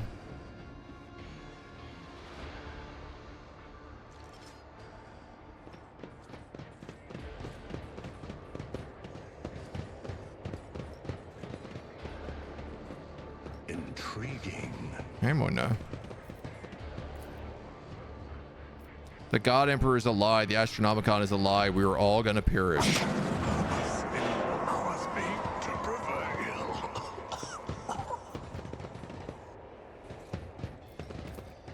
So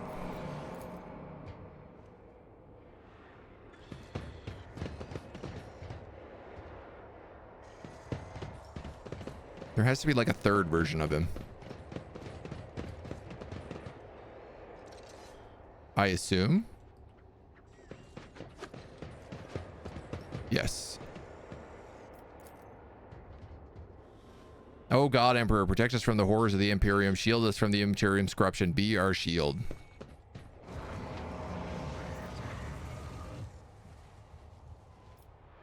I guess we have one solved. You want to say hi, everybody, again? Oh, great Mona. Protect us from the Emperor. Protect us from the horrors of the warp, great Mona. Only in your fluffiness can we be saved. Your snuggly butt. Your stinky breath. And your fine, fuzzy fur. Your weighty girth and your big, big tummy. These will protect us from the heresies. How many debuffs do we have? A lot. We've got so many debuffs. Meow. You having a nice day, Mona? You're so heavy. Are you just sleeping?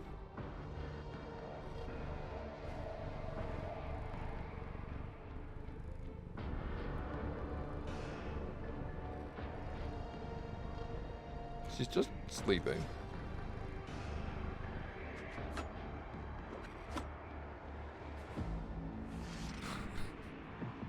She just woke up and was like, I want to come in here and be asleep on you. That's what I want to do. Yeah, we got a lot of debuffs. The world will bow. So I guess we saved that ghost. Are there more ghosts for us to save now?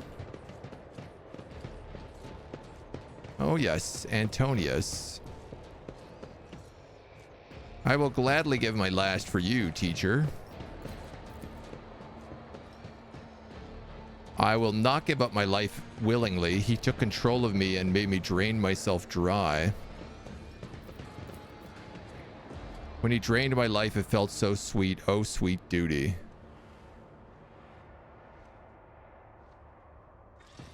I feel like 2 of these are positive, 1 is negative.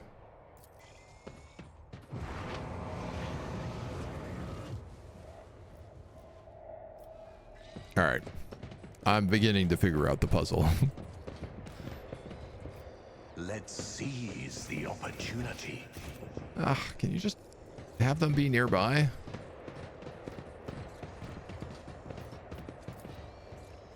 Stop, my mind is boiling. Please, teacher, stop.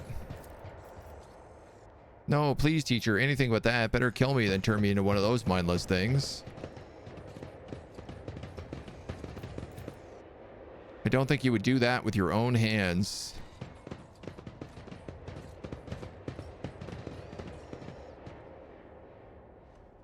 I don't know.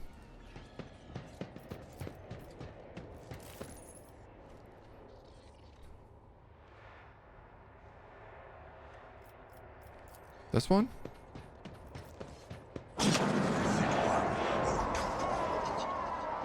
Oh my god, I gotta do every step of this again?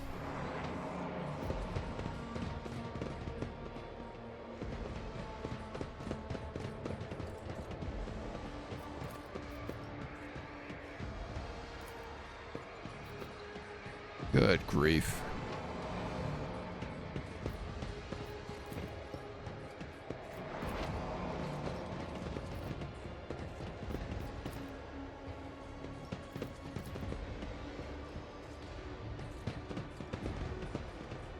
Those mindless things is probably the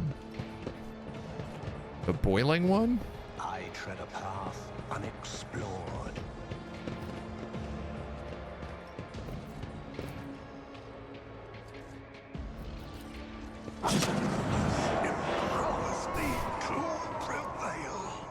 I mean, I get it if there was like a very specific thing that they kind of tried to really teach you before this, but I don't really feel like that was the case.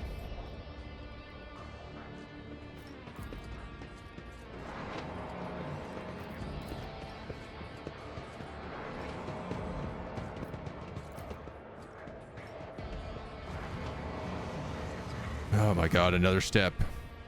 I find you guilty of arrogance and betrayal of the choir. You will be sentenced. Please wake up. I'm here by your side. Let us kill him for the glory of the dark gods. Well, obviously, please wake up. Wake me up inside. Can't wake up. Wake me up inside. Save me.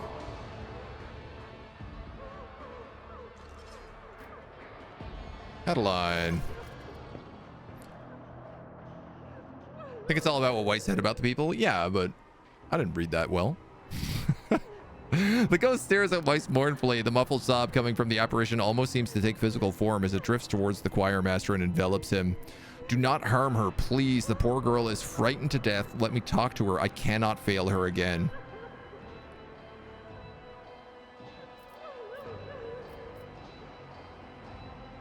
Adeline is dead and so are the rest of them. Live with your guilt. Do not let it consume you. I'd rather do the one that I'm good at. I know, your lordship. I know that's not Adeline, but an echo of the one who devoured her soul. I just wanted to see her again, to hear her voice for a brief moment. Ghost of my failure, it is your time to vanish.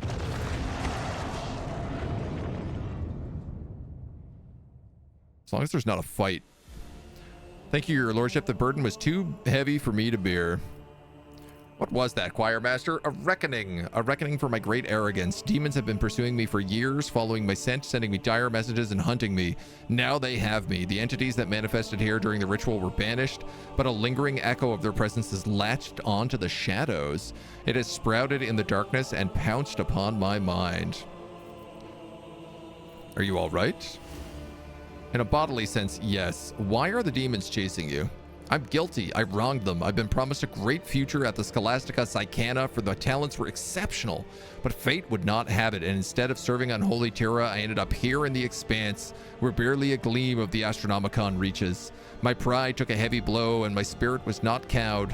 I sent to assemble a choir unlike any yet seen here, a mighty, resonant, astounding choir.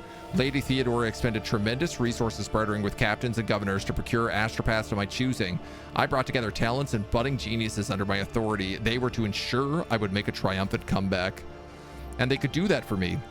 That team of brilliant astropaths whose talents were honed to perfection. Adeline, Annis, Antonius. Every one of them surpassed myself as I used to be. I saw that my time was coming, and I lied to you when I told you it was Lady Theodora who had forced us to go through the ritual. The idea had been mine. When in her paranoia, her ladyship set to find spies aboard the ship, I made her an offer, a ritual that would give her the names in exchange for my fledgling freedom and my own. It was a good deal. She was willing to trade 7 astropaths for the names of traitors, and I doomed them all. My pride killed them. What went wrong during the ritual? Adeline was my ritual protector, only to become my greatest vulnerability. When the mad stream of people's thoughts started to disorient the astropaths, I became frightened for her. I hesitated. I wanted to spare her, and I lost control. The right thing to do would have been to sacrifice her, but I couldn't. I always had a soft spot for her, and her genius made her my favorite. What about the other voices? Not all of them. Stavros was the oldest in the choir. He had been on the ship even longer than I. Mighty Wan, if acrimonious. He envied me and criticized my ambition, but I was fond of him. Thaddeus was the confessor. Theodora had insisted on his presence. When it was over, he was the only other survivor and confronted me with angry accusations. I could not bear to listen to him, so I silenced him and killed him. Savita was an ordinary servant. She fought the Amateurian's monster until the warp began to prevail. She tried to save me and lead me away, but I did not listen. She stayed at my side until the last moment and died a terrible death. The rest were my voices. Antonius was the youngest. He had been in the choir for only a short while. When the situation turned dire, fear got the best of him. And I, infuriated by weakness, dominated Antonius's mind and impelled him to use up every spark of his life force for the ritual. Annis's doom came even earlier. She was the only person who told me in front of the choir that the ritual was madness. In my anger, I ordered her servant to rise. Man, this guy is hardcore. I believe I had to protect my authority. She died on the spot you're standing now. I think she was still aware. All my voices, I remember the names of all those whose life I cut short within the walls. Well, if you got your freedom, why did you stay? Lady Theodora wanted me to have me executed for what happened, but when she regained her composure, she graciously agreed to honor her deal. But where was I to go? My dead were all here. I know the truth, and that is for the best. I can no longer carry this burden alone. With Theodora dead, the thoughts of my crimes being forgotten, erased from history, is unbearable. I want to be judged and condemned.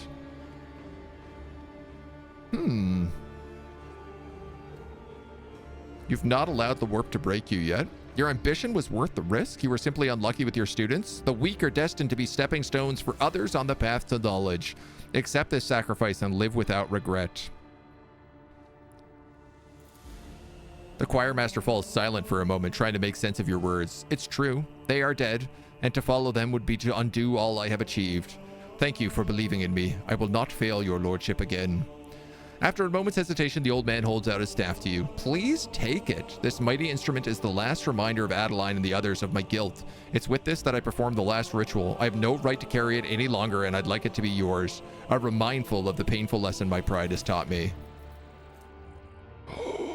It's a very good telepath staff. Allies of this staff's wielder have their dodge increased by willpower bonus. Yes?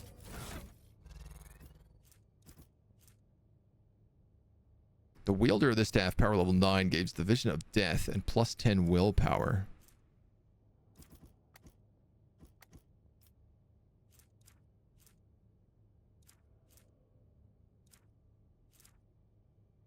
Where's that staff?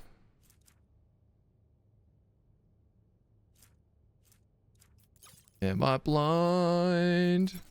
Yes.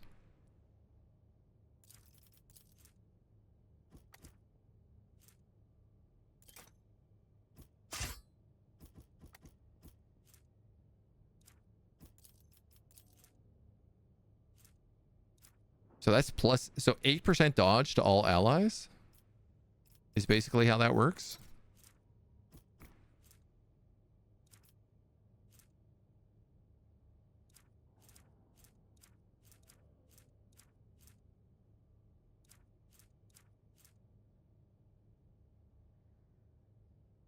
Do I lose that plus 10 willpower? Doesn't look like I was getting that anyway.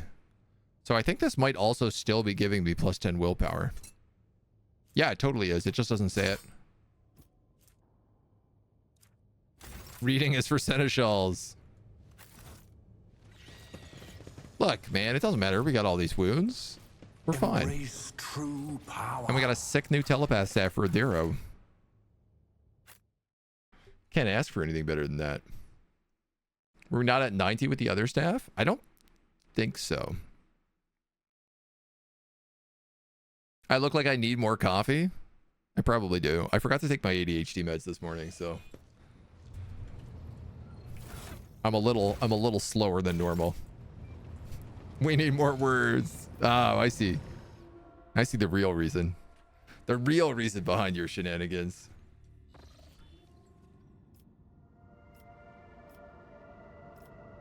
Where are we going next?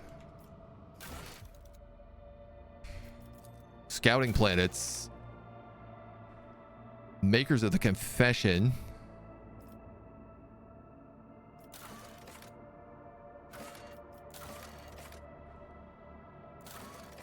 What are the DLC quests here? Caches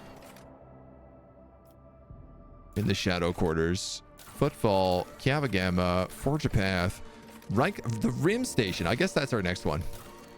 Oh, we also do have a contract here to complete. Officer Heratko, whom the Lord Captain tasked with espionage. Oh yeah, the guy that we made a spy. He found an attractive opportunity. 2 factorums operate on the scantily clad developed world of Virtus 2. One serving House Corda and the other House Winterscale.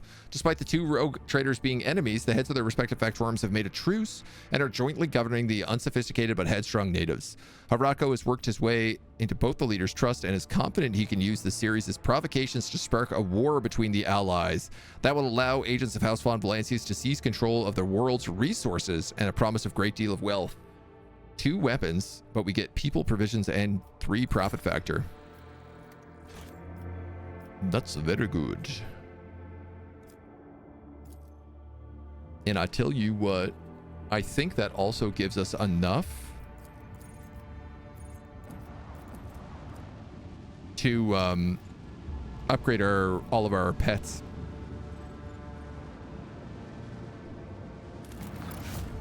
I take medicine to get ADHD. Nice. Kind of the opposite. Wow, I need 3 weapons for this quest, though. Oh, well. We'll get it eventually.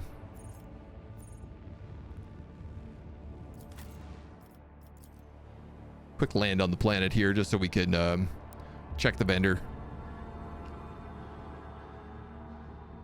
Interacting with a slippery and fluffy kitty will make everyone slippy. She was just like vibing on my lap there, asking for pets nonstop, so. Curiosity Merchant. Cyber Eagle upgrade. Cyber Raven gains 30 willpower. At the start of combat, Veil Degradation is increased by 5. When Veil Degradation is 10 or more, the Cyber Raven suffers no damage. And any relayed Psyker powers deal an additional 10 warp damage to enemies affected.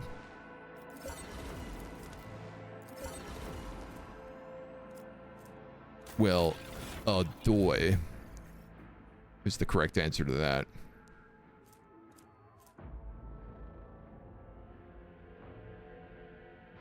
Yeah, normally we slow creatures. Oh, if they're already slow, they must be cast an agility. Oh, targets immune to immobilization suffer warp damage equal to 5% of their max wounds. No, let's do an extra 16 warp damage. And start with higher veil degradation. That's so good.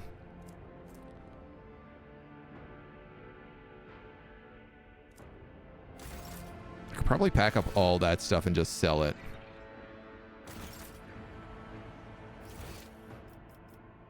Hey, there's loot down here. I didn't know that.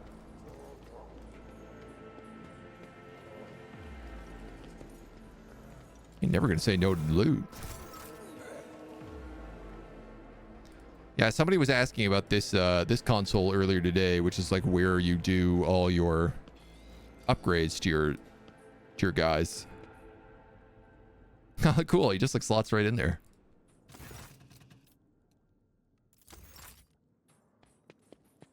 But we've already upgraded him. So let's get the hell off this planet.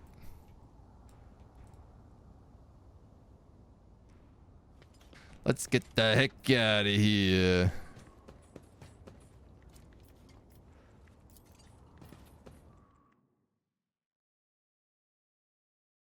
And then, yeah, we still have this suspicious rash. I have not figured out an answer to that, but I'm also not in any rush. I like the fact that we have this gross rash we can't get rid of. It feels correct for this Nurgle-infested rogue trader.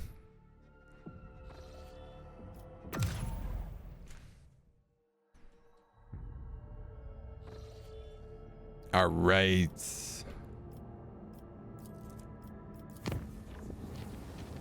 Get some safe warp space combat in this system. Well, I'll get distracted with space combat. Enemies of humanity. Our ship is much better than it used to be.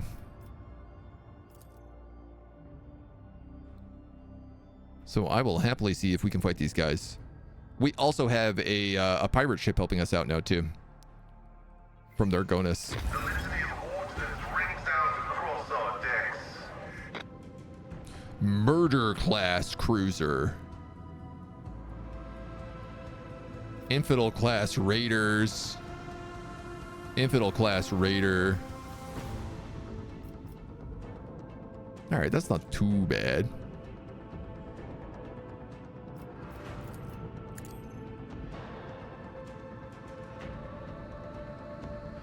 So its right side is vulnerable. 1, 2, 3, 4, 5. I could get myself right there.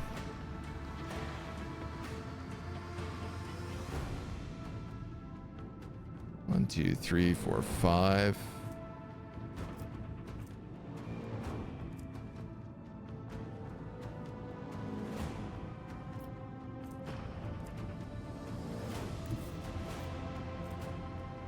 Yeah, I don't think Warp Wave would work. Getting right next to this thing seems like it is a dangerous decision.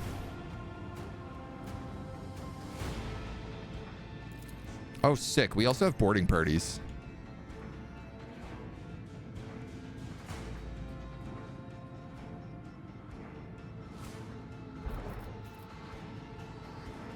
Dope. Internal fires.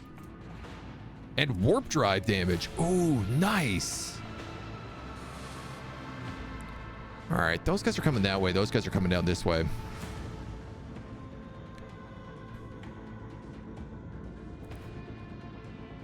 I want to make sure we get in a position here where we're not like just getting ourselves killed right away.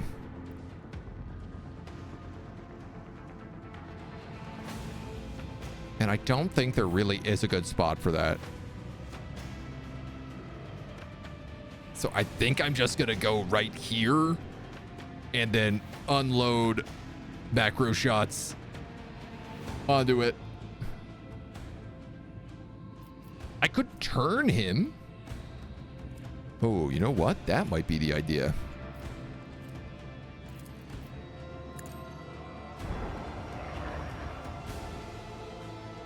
All right, unfortunately, that was like the worst side I could have gotten, but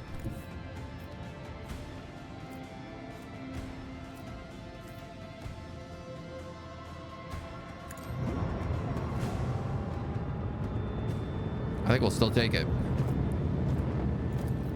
Eviscerate them.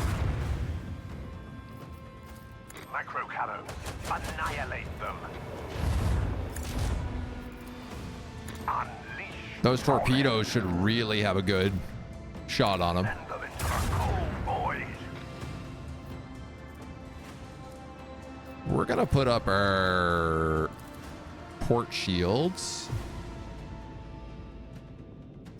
And then we're gonna pray.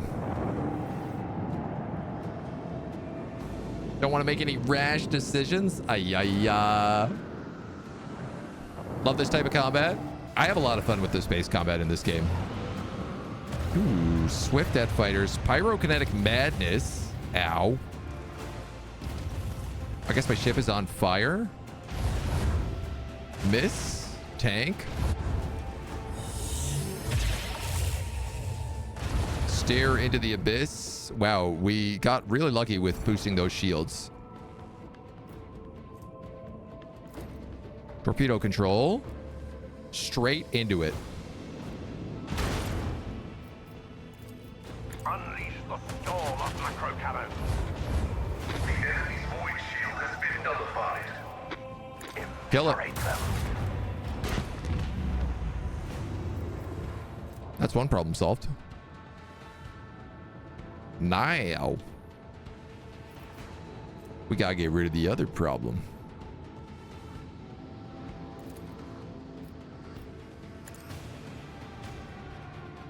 Boarding parties.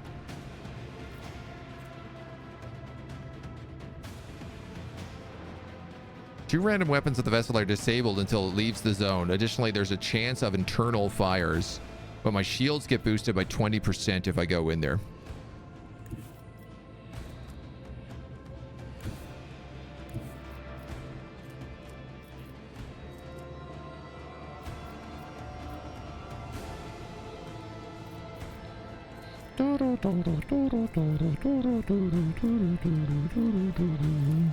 If I cast Arc Augury right now, that does not give me range. Damn.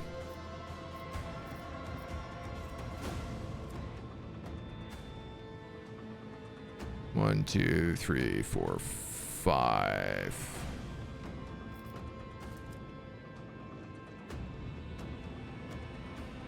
This is my good side of shields.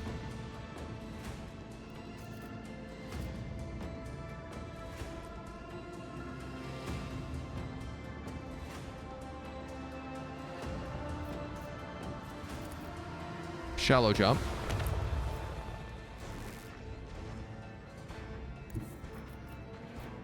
Emblazon our path. We're just gonna go past them, past the torpedoes, more importantly. Unleash our wrath upon my enemy. We got double shot macro cannons on this side. Send them into the cold void. Yeah. Then we'll boost up that shield. I'm hoping our ally just kind of like keeps them busy.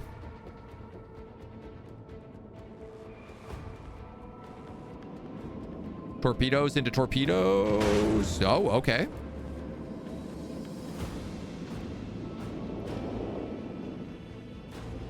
Pirate ship staying alive. Instead of damn the torpedoes full speed ahead, damn the torpedoes, I forgot about them. Macro cannon, annihilate them. Lousy rotten torpedoes I can never remember use. Let the Imperium guide us. All right, we're just gonna take a casual swing through here. I'm probably gonna restart my shields. Send their souls to the void. Our dude should fix this problem himself. We can warp the ship.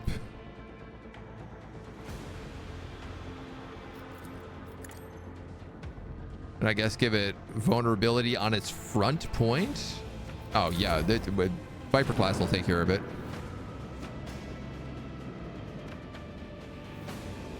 No problem. He's got a clear shot. Unless he doesn't take his turn.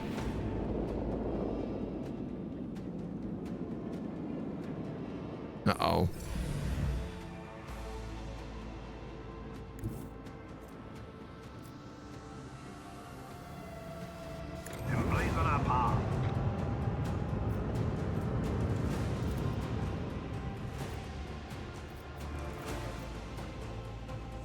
Oh, I was gonna jump, but I guess I could just rip him apart with warp magic. Great. Those guys are dead in a turn. Those guys are dead in a turn. Those guys have 3 turns.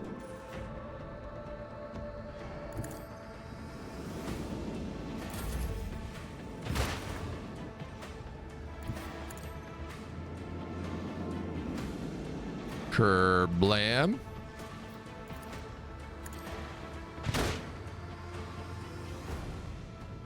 Didn't blow up those fighters.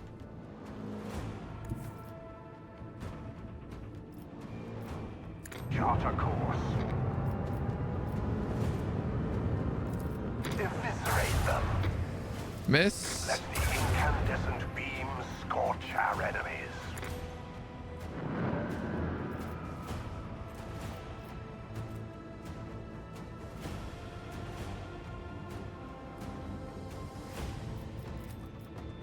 Yeah, boarding party doesn't really work on those guys. All right.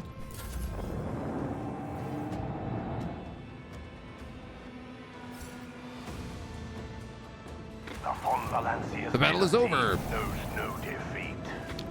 We get a new engine and some good booty.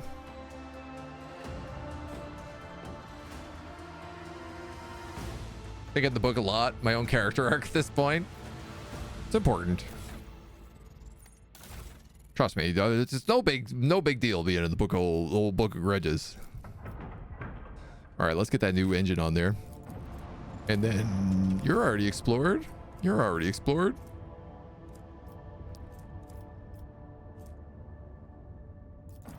Six Promethium. Am I mining that?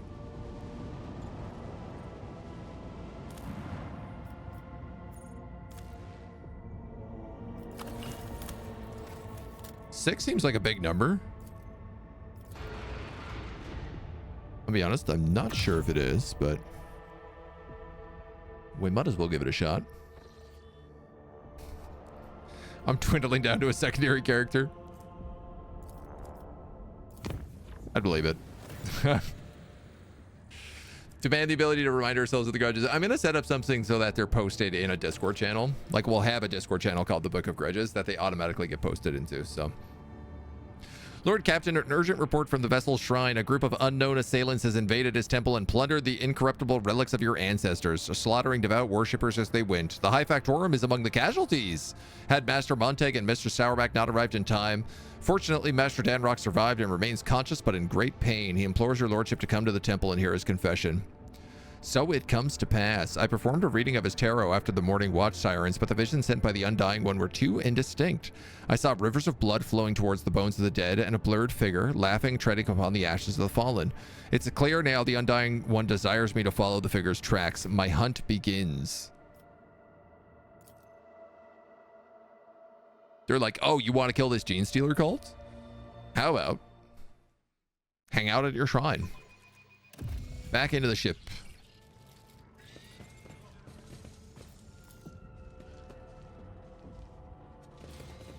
Master Danrock, how are you? The Master at Arms is barking orders. Confessor Adelbert is murmuring a prayer, and the Infernus Master is circling the chapel with a keen eye as if watching for a threat. Cabela quickly sweeps her gaze over the destruction before focusing on the bloody footprints that stretch from the ruins of the reliquary.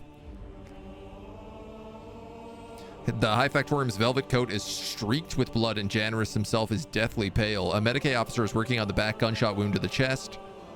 On the black gunshot wound in his chest, and Janus gruntly faints with every touch. Grunts faintly with every touch. Ooh, maybe I am low on coffee. He focuses his eyes with tremendous effort. Forgive me for not greeting your lordship with a bow. I must tell you, Nemesis has stolen the great relic.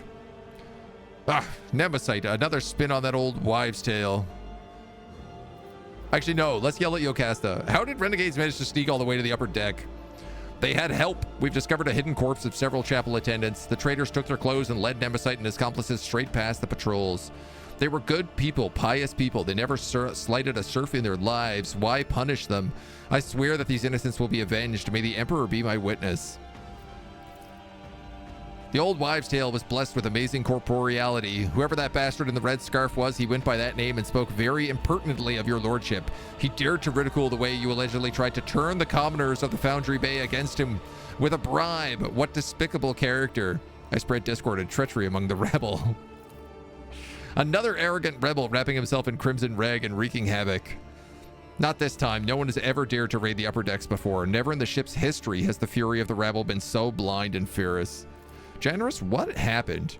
Serfs in red headscarves burst into the chapel and started shooting. Their leader made for the relic, the remains of the honorable rogue traders brought here from the mutant-sullied crypt. And when I realized the sacred ashes of your ancestors were about to fall into the filthy hands of a heretic, one intent on desecrating the glorious dynasty, couldn't be allowed to happen, so I blocked his path. The bastard allowed himself a few vile insults against me, which I'm obliged to admit, but I did not give in to the provocation. I was hoping to buy myself time. This so-called Nemesis started reviling the customs of the ship, berating its officers and enforcers before insulting the very name of your lordship yourself.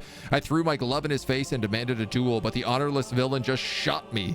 He laughed, the depraved creature. And then he committed sacrilege by stealing the relic and shattering the sarcophagus. Forgive me, your lordship, I failed to preserve the sacred ashes of your ancestors. Inspect the altar. It's been brutally smashed, and the bed on which the sacred ashes of the past rogue traders and their servants once rested is now empty. How did he insult me? I dare not repeat it. I insist. He called you a ghoul who sits on the throne of bones, feasting on the raw flesh of his servants. That's not wrong. Forgive me, your lordship. Merely repeating these foul words is making me ill.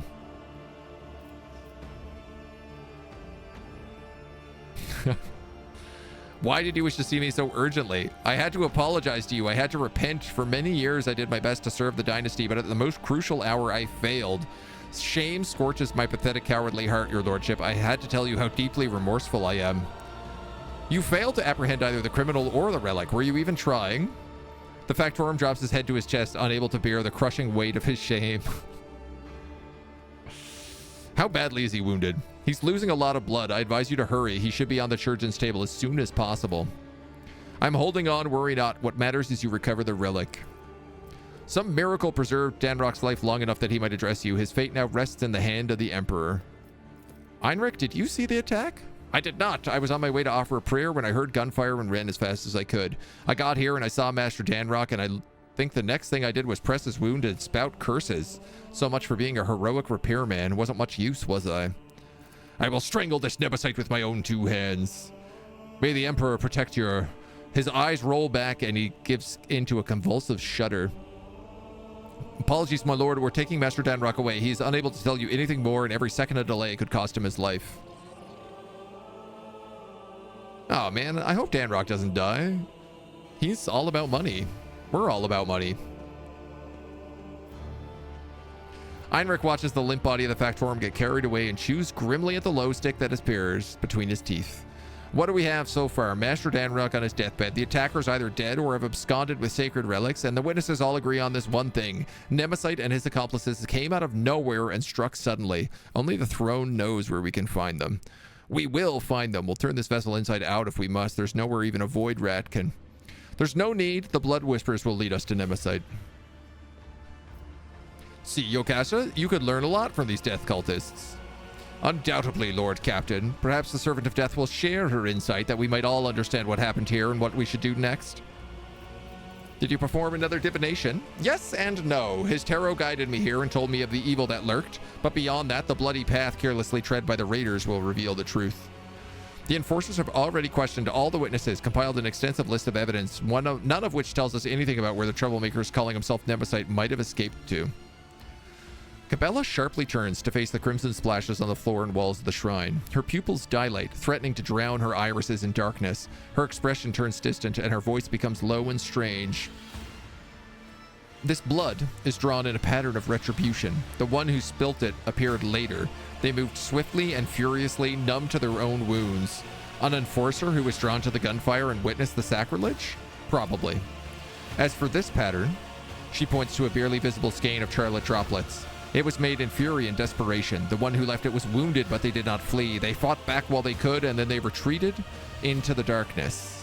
Her eyes close and she falls silent. Then she exhales sharply and points his steel claw into the darkness of the maintenance tunnels hidden within the walls of this shrine. You gleaned all that from a couple of bloodstains, or did you have a vision? There's no need for revelations from the Undying Emperor. For one who has dictated their life to understanding the tenets of the web, death speaks a language clearer than any words. Blood writes the chronicles of the final hour, and it holds all the answers. It speaks to me. It can tell me what instrument it was spilled, what its owner felt, whether they struggled in terror or were as cold as the steel of a blade. At what moment and how the thread snapped. For a spinner, no two wounds are alike, and each scarlet drop carries a message from the Undying One. I'm glad she's on our side. If the attackers have escaped through the maintenance tunnels, we can send in enforcers. The technical corridors extend hundreds of meters in different directions. Nemesis and his men must be familiar with the tunnels and possess either a map or a guide. Without a clear trail, the enforcers risk getting lost and wasting valuable time, not to mention these tunnels are perfect for an ambush. Great, so we have no idea. The tunnels only answer the question of how he left. Now death will tell us where he was heading. We gotta hop in those tunnels? As if in a trance, she leans over her body and peers into its eyes. He stinks of smoke, the smoke of singed coveralls, vile low sticks, burnt sacred unguents, and charred meat. She slides a pale hand along the dead man's skin and snakes it under the sleeve of his coveralls, which she pushes back to reveal a fresh burn bandaged with a torn scrap of shirt. The wound holds the answer. You dressed it carefully, not inside the shrine. Before that, something struck you, ripped the tissue apart, and burned you, turned your hand into a worthless lump. It was not fire, no. The fury of the conductive charge has marked you, heretic. I recognize your wound, for I myself have encountered it on those I take to the other side within the plasma drive chambers. Are you certain? He's blessed me with the ability to see the truth in death. I can't say if it's worth drawing conclusions based on a conversation with a corpse, but if it is, I concur with the esteemed spinner's finding. All that about burns, the conductive charge, the smell of cheap low immediately made me think of the plasma drive technical compartments. All right, gather the enforcers. No, I have to stay. You're the one Nemesis has challenged, and those we hunt know you by sight. You will frighten away the prey, and we will lose the trail until the next tragedy occurs. I will go to the plasma drive alone, track down the false champion, and prepare the grounds for your own hunt. Out of the question. An enforcer squad would certainly scare off the vermin, but I'm not letting you go alone, servant of death. You and I will go to the chamber together, and together we will bring down all those who dare to insult the captain. I'm going to. I have a couple of good friends in the plasma drive chambers, the nosy kind who know everything about everyone. Convincing them shouldn't be difficult, especially if I pull a few favors. It'll be the three of us then. What company? There's an awkward pause. Cabela takes a long look at the officers' faces before nodding. So be it, but not like this. Much like your faces, your guises are too conspicuous. All right, sure, use a disguise. The enforcers will procure regular work clothes for us. We carry only inconspicuous weapons that we can hide easily. It'll help us blend in. Before I depart to hunt, I ask the domain to bless me. I pledge never to leave your side, yet the hunt demands I do just that. Grant me this permission by performing the ceremony of twinning. When your people have taken their leave, under the gaze of the Undying One, we will begin the rite. The rite of blessing for the sacred hunt. With it, the domain casts their shadow over the path of carnage. Under your benediction, I will strike harder and tread more softly. All right, sure. The Infernus Master and I will take our leave and set out to prepare our descent. Very good. Sit down now, biggest turg, and listen. Let the ceremony of twinning begin. Using a finely honed blade, Cabela carves an intricate symbol into the floor, then produces a small bundle wrapped in incense-laden parchment and sets it alight. You are my domain, I am your blade, and I am honed by your blessing. My arms are strong while your will is strong, and as long as the Undying One hears your prayers, my feet will go unheard. Her blade kisses her palm, and dark blood begins to trickle and spread over the bottom of the ritual cup that has now appeared in her hands. With our blood With our will, we shall spin a scarlet web, the symbol of the hunt. May it herald our prey's demise. She puts the dagger into your hand, and you suddenly feel how heavy your eyelids have become. Your heartbeat slows inside your chest. Her words linger, then rush through your mind in a deluge. The heavy scent of incense envelops you and makes your head spin. I feel strange. What's happening? For the twinning to happen, you must first expand your mind, see the unseen, hear the unheard. Those who live and die by the tenets of the web often burn sacred essences, and your body is not accustomed to them. Your mind is trying to grasp at its new boundaries. Do not resist. Breathe deeply and learn. Must I wound myself for this? The price of victory, the price of defeat is always measured in blood. Give him a few drops today, and he may prevent your flagship from running thick with scarlet rivers tomorrow. Yeah, all right, why not? The pain gives way to a burning sensation as Cabela grasps your hand and squeezes it over the ritual cup, but this new discomfort is quickly replaced again by dull numbness and the faint warmth of blood flowing from your open wound. Dual cultivation with a god? Sign me in, right? I basically, yeah, anytime Cabela's like, hey, you want to do some weird stuff? I'm like, yeah, let's go. The twinning is the blood oath I have made to her lord. She dips her fingers in the split blood and traces a symbol, first on her own forehead, then on yours. It resembles a blade that is cutting through an intricate knot. Anoint me with your blessing, Domain Biggest Turg, and may the ceremony of twinning commence. Her face blurs before your eyes, no matter how hard you try to focus and dispel the vision. In place of her face, you see a death mask, a broken skull with hollow eye sockets.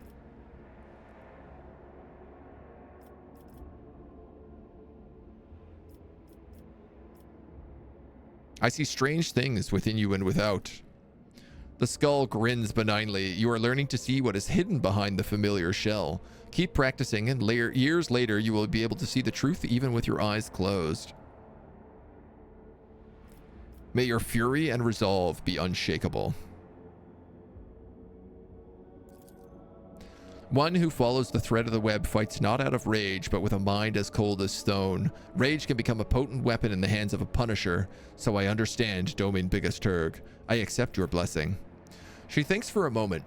Your body cannot accompany us on this chase, Doman, but your spirit. There's nothing the spirit cannot do. The twinning is complete. You and I are bound by the blood oath. Think of me while I hunt as I will think of you. Become a thought flowing through my mind. If the Undying One is gracious to us, he will send you dreams, and in those dreams you will see me. If he is more gracious still, those dreams will be truthful. So I would become a part of you? The spirit will come with me to the plasma drive chambers while your body remains motionless. If the Undying One graces you, you will hear what I hear, see what I see. You will think my thoughts as if they were your own. But if you shout out to me, if you give me an order, I will not hear it. Only the ripples of your mind can reach me through this winding thread. Is this some sort of psyker sorcery? Do not sully your lips with such suspicions. We are neither witches nor accursed sorcerers. We are his votaries, and for our true service we are thus rewarded. This is no profane psychic art, but the blessing of the Undying One bestowed upon the spinners of the blood-spun web, a thin thread of spiritual kinship that connects the fates of the Domini and those with their shadows. All right, let's go. You perceive a faint smile from beneath the death mask. Cabela hands you the cup and begins tracing her finger around the bottom while whispering a prayer. Watch now. What does thy seeing eye behold in the converging patterns of blood? You see shifting images in the blood, a spider crafting a fine web, blurred shadows that could resemble either a swarm of void rats or an enraged hound, crossed blades, a card of the tarot, but as soon as your gaze lingers on any of them, reality bleeds through the fluid shapes. Soon your spirits will be able to follow me. I will bid the servants to carry your body to your chambers where you will not be disturbed. Wait in silence and safety. For me, the hunt has begun. Cabela's footsteps fade away, melting into the same impenetrable darkness in which your consciousness is extinguished. Tripping out.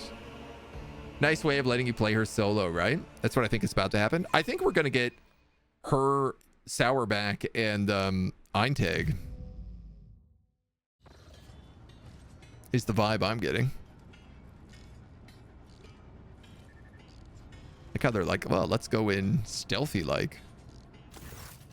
Stale air, oppressive noise, the hum and whir of machinery drown out all thoughts. The place rings with tension.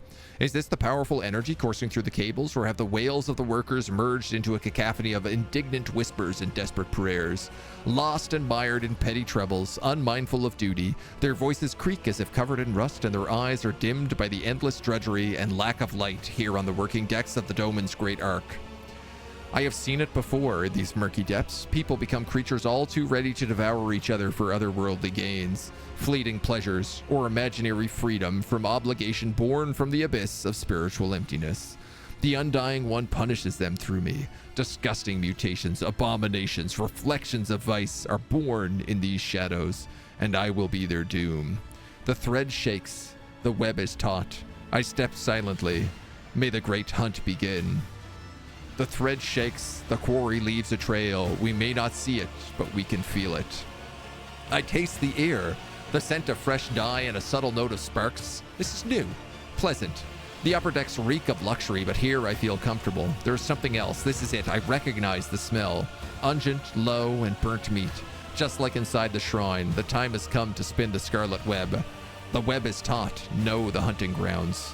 To find the enemy, I must listen. Inhale, exhale, inhale. The rhythmic beat of engines and pumps. That is the ship's breathing. That is the ship's heartbeat. Is it strange that I feel at home among the workers of the lower decks who pass their time like the living dead? Warmth spreads through my chest. I like to think that this is the connection in which the Undying One bound me and the Domin's fate together. He has blessed us, and we hunt as one. I step silently. Darkness is our ally. Merge with the shadows. In the twilight of the chamber, barely illuminated by flickering candlelight, I become like them, the lost, mired servants. They will become unwitting allies in my hunt. Their hopelessness, desperation, their thirst for survival will become tools for my use. Where's the second spinner? We were supposed to meet her.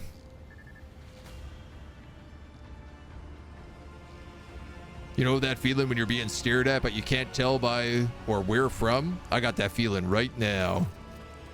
Footsteps. Two are coming towards me. Familiar gaits. The Domin's servants. I would not be surprised if the cultists set out on the trail of Nemesis alone. The spinners are arrogant. We are another soul to them, a gift to offer death. Steel Mistress's voice is hard and cold. Like her will, I can see in her eyes that she dislikes me. She is wary, and so she should be, for we serve the Domin, not one another. Does this remind you of anyone at all, Yocasta? This man is enamored with fire. Even his words sound full of biting flames, and he himself enjoys playing with fire. Too much so. They bicker again. Their mutual animosity may disrupt the hunt.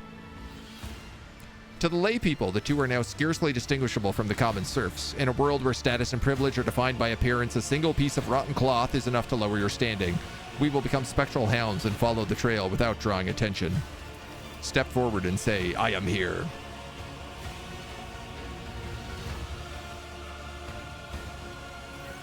There she is. Welcome to the Plasma Drive Chambers, esteemed holy assassin. You can exchange pleasantries later. Lieutenant Godierda is on duty in this compartment. I've ordered her to gather information on all the workers who wear red scarves and who have left the bay. This is pointless. The red scarf is not proof of guilt. It is merely a symbol. It could be a trap. I need to find her. I will watch the Enforcer and those who are watching her in turn. Your Enforcers know nothing about life in this compartment. I guarantee it. I have a better source of information. A good friend of mine who knows a lot about delicate matters. It'd be easy to get him to talk. He's terrified of pain and death. Only the faithless fear death. I will not trust him. Let him trust me so that his trust may become a snare for my hunt. I cut them off with a gesture. Their methods of hunting are not mine, but I take the grain of truth from their words and weave it into my plan. We need to provoke them into making a move.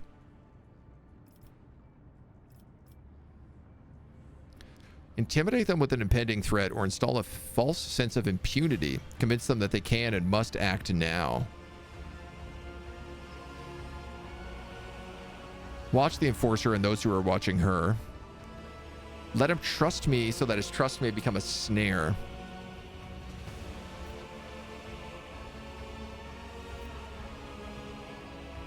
All right, install a sense of impunity and convince them that they can and must act now.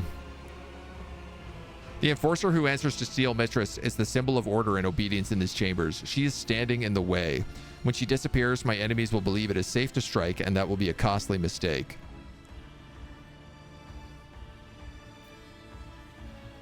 Strike out the spark that will ignite the flame.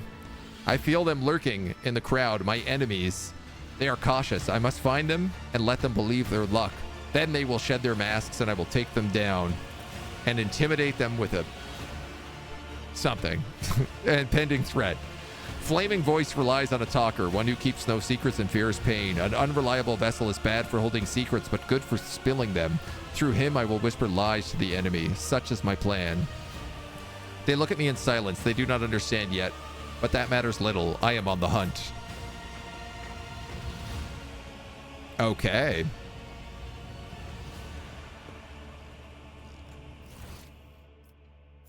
Gray Hands, Biter, and Spring. We begin our hunt deep within the plasma chambers. And I think this hunt is exactly where we leave it for today. I think it's the perfect spot. We get to do this hunt tomorrow, and then we get to also land on this planet and wipe out the Genestealer infestation. And I suspect that'll probably be the end of the Void Shadows DLC. So we're going to leave it at that, YouTube. We hope you come back and join us for the rest. Until then.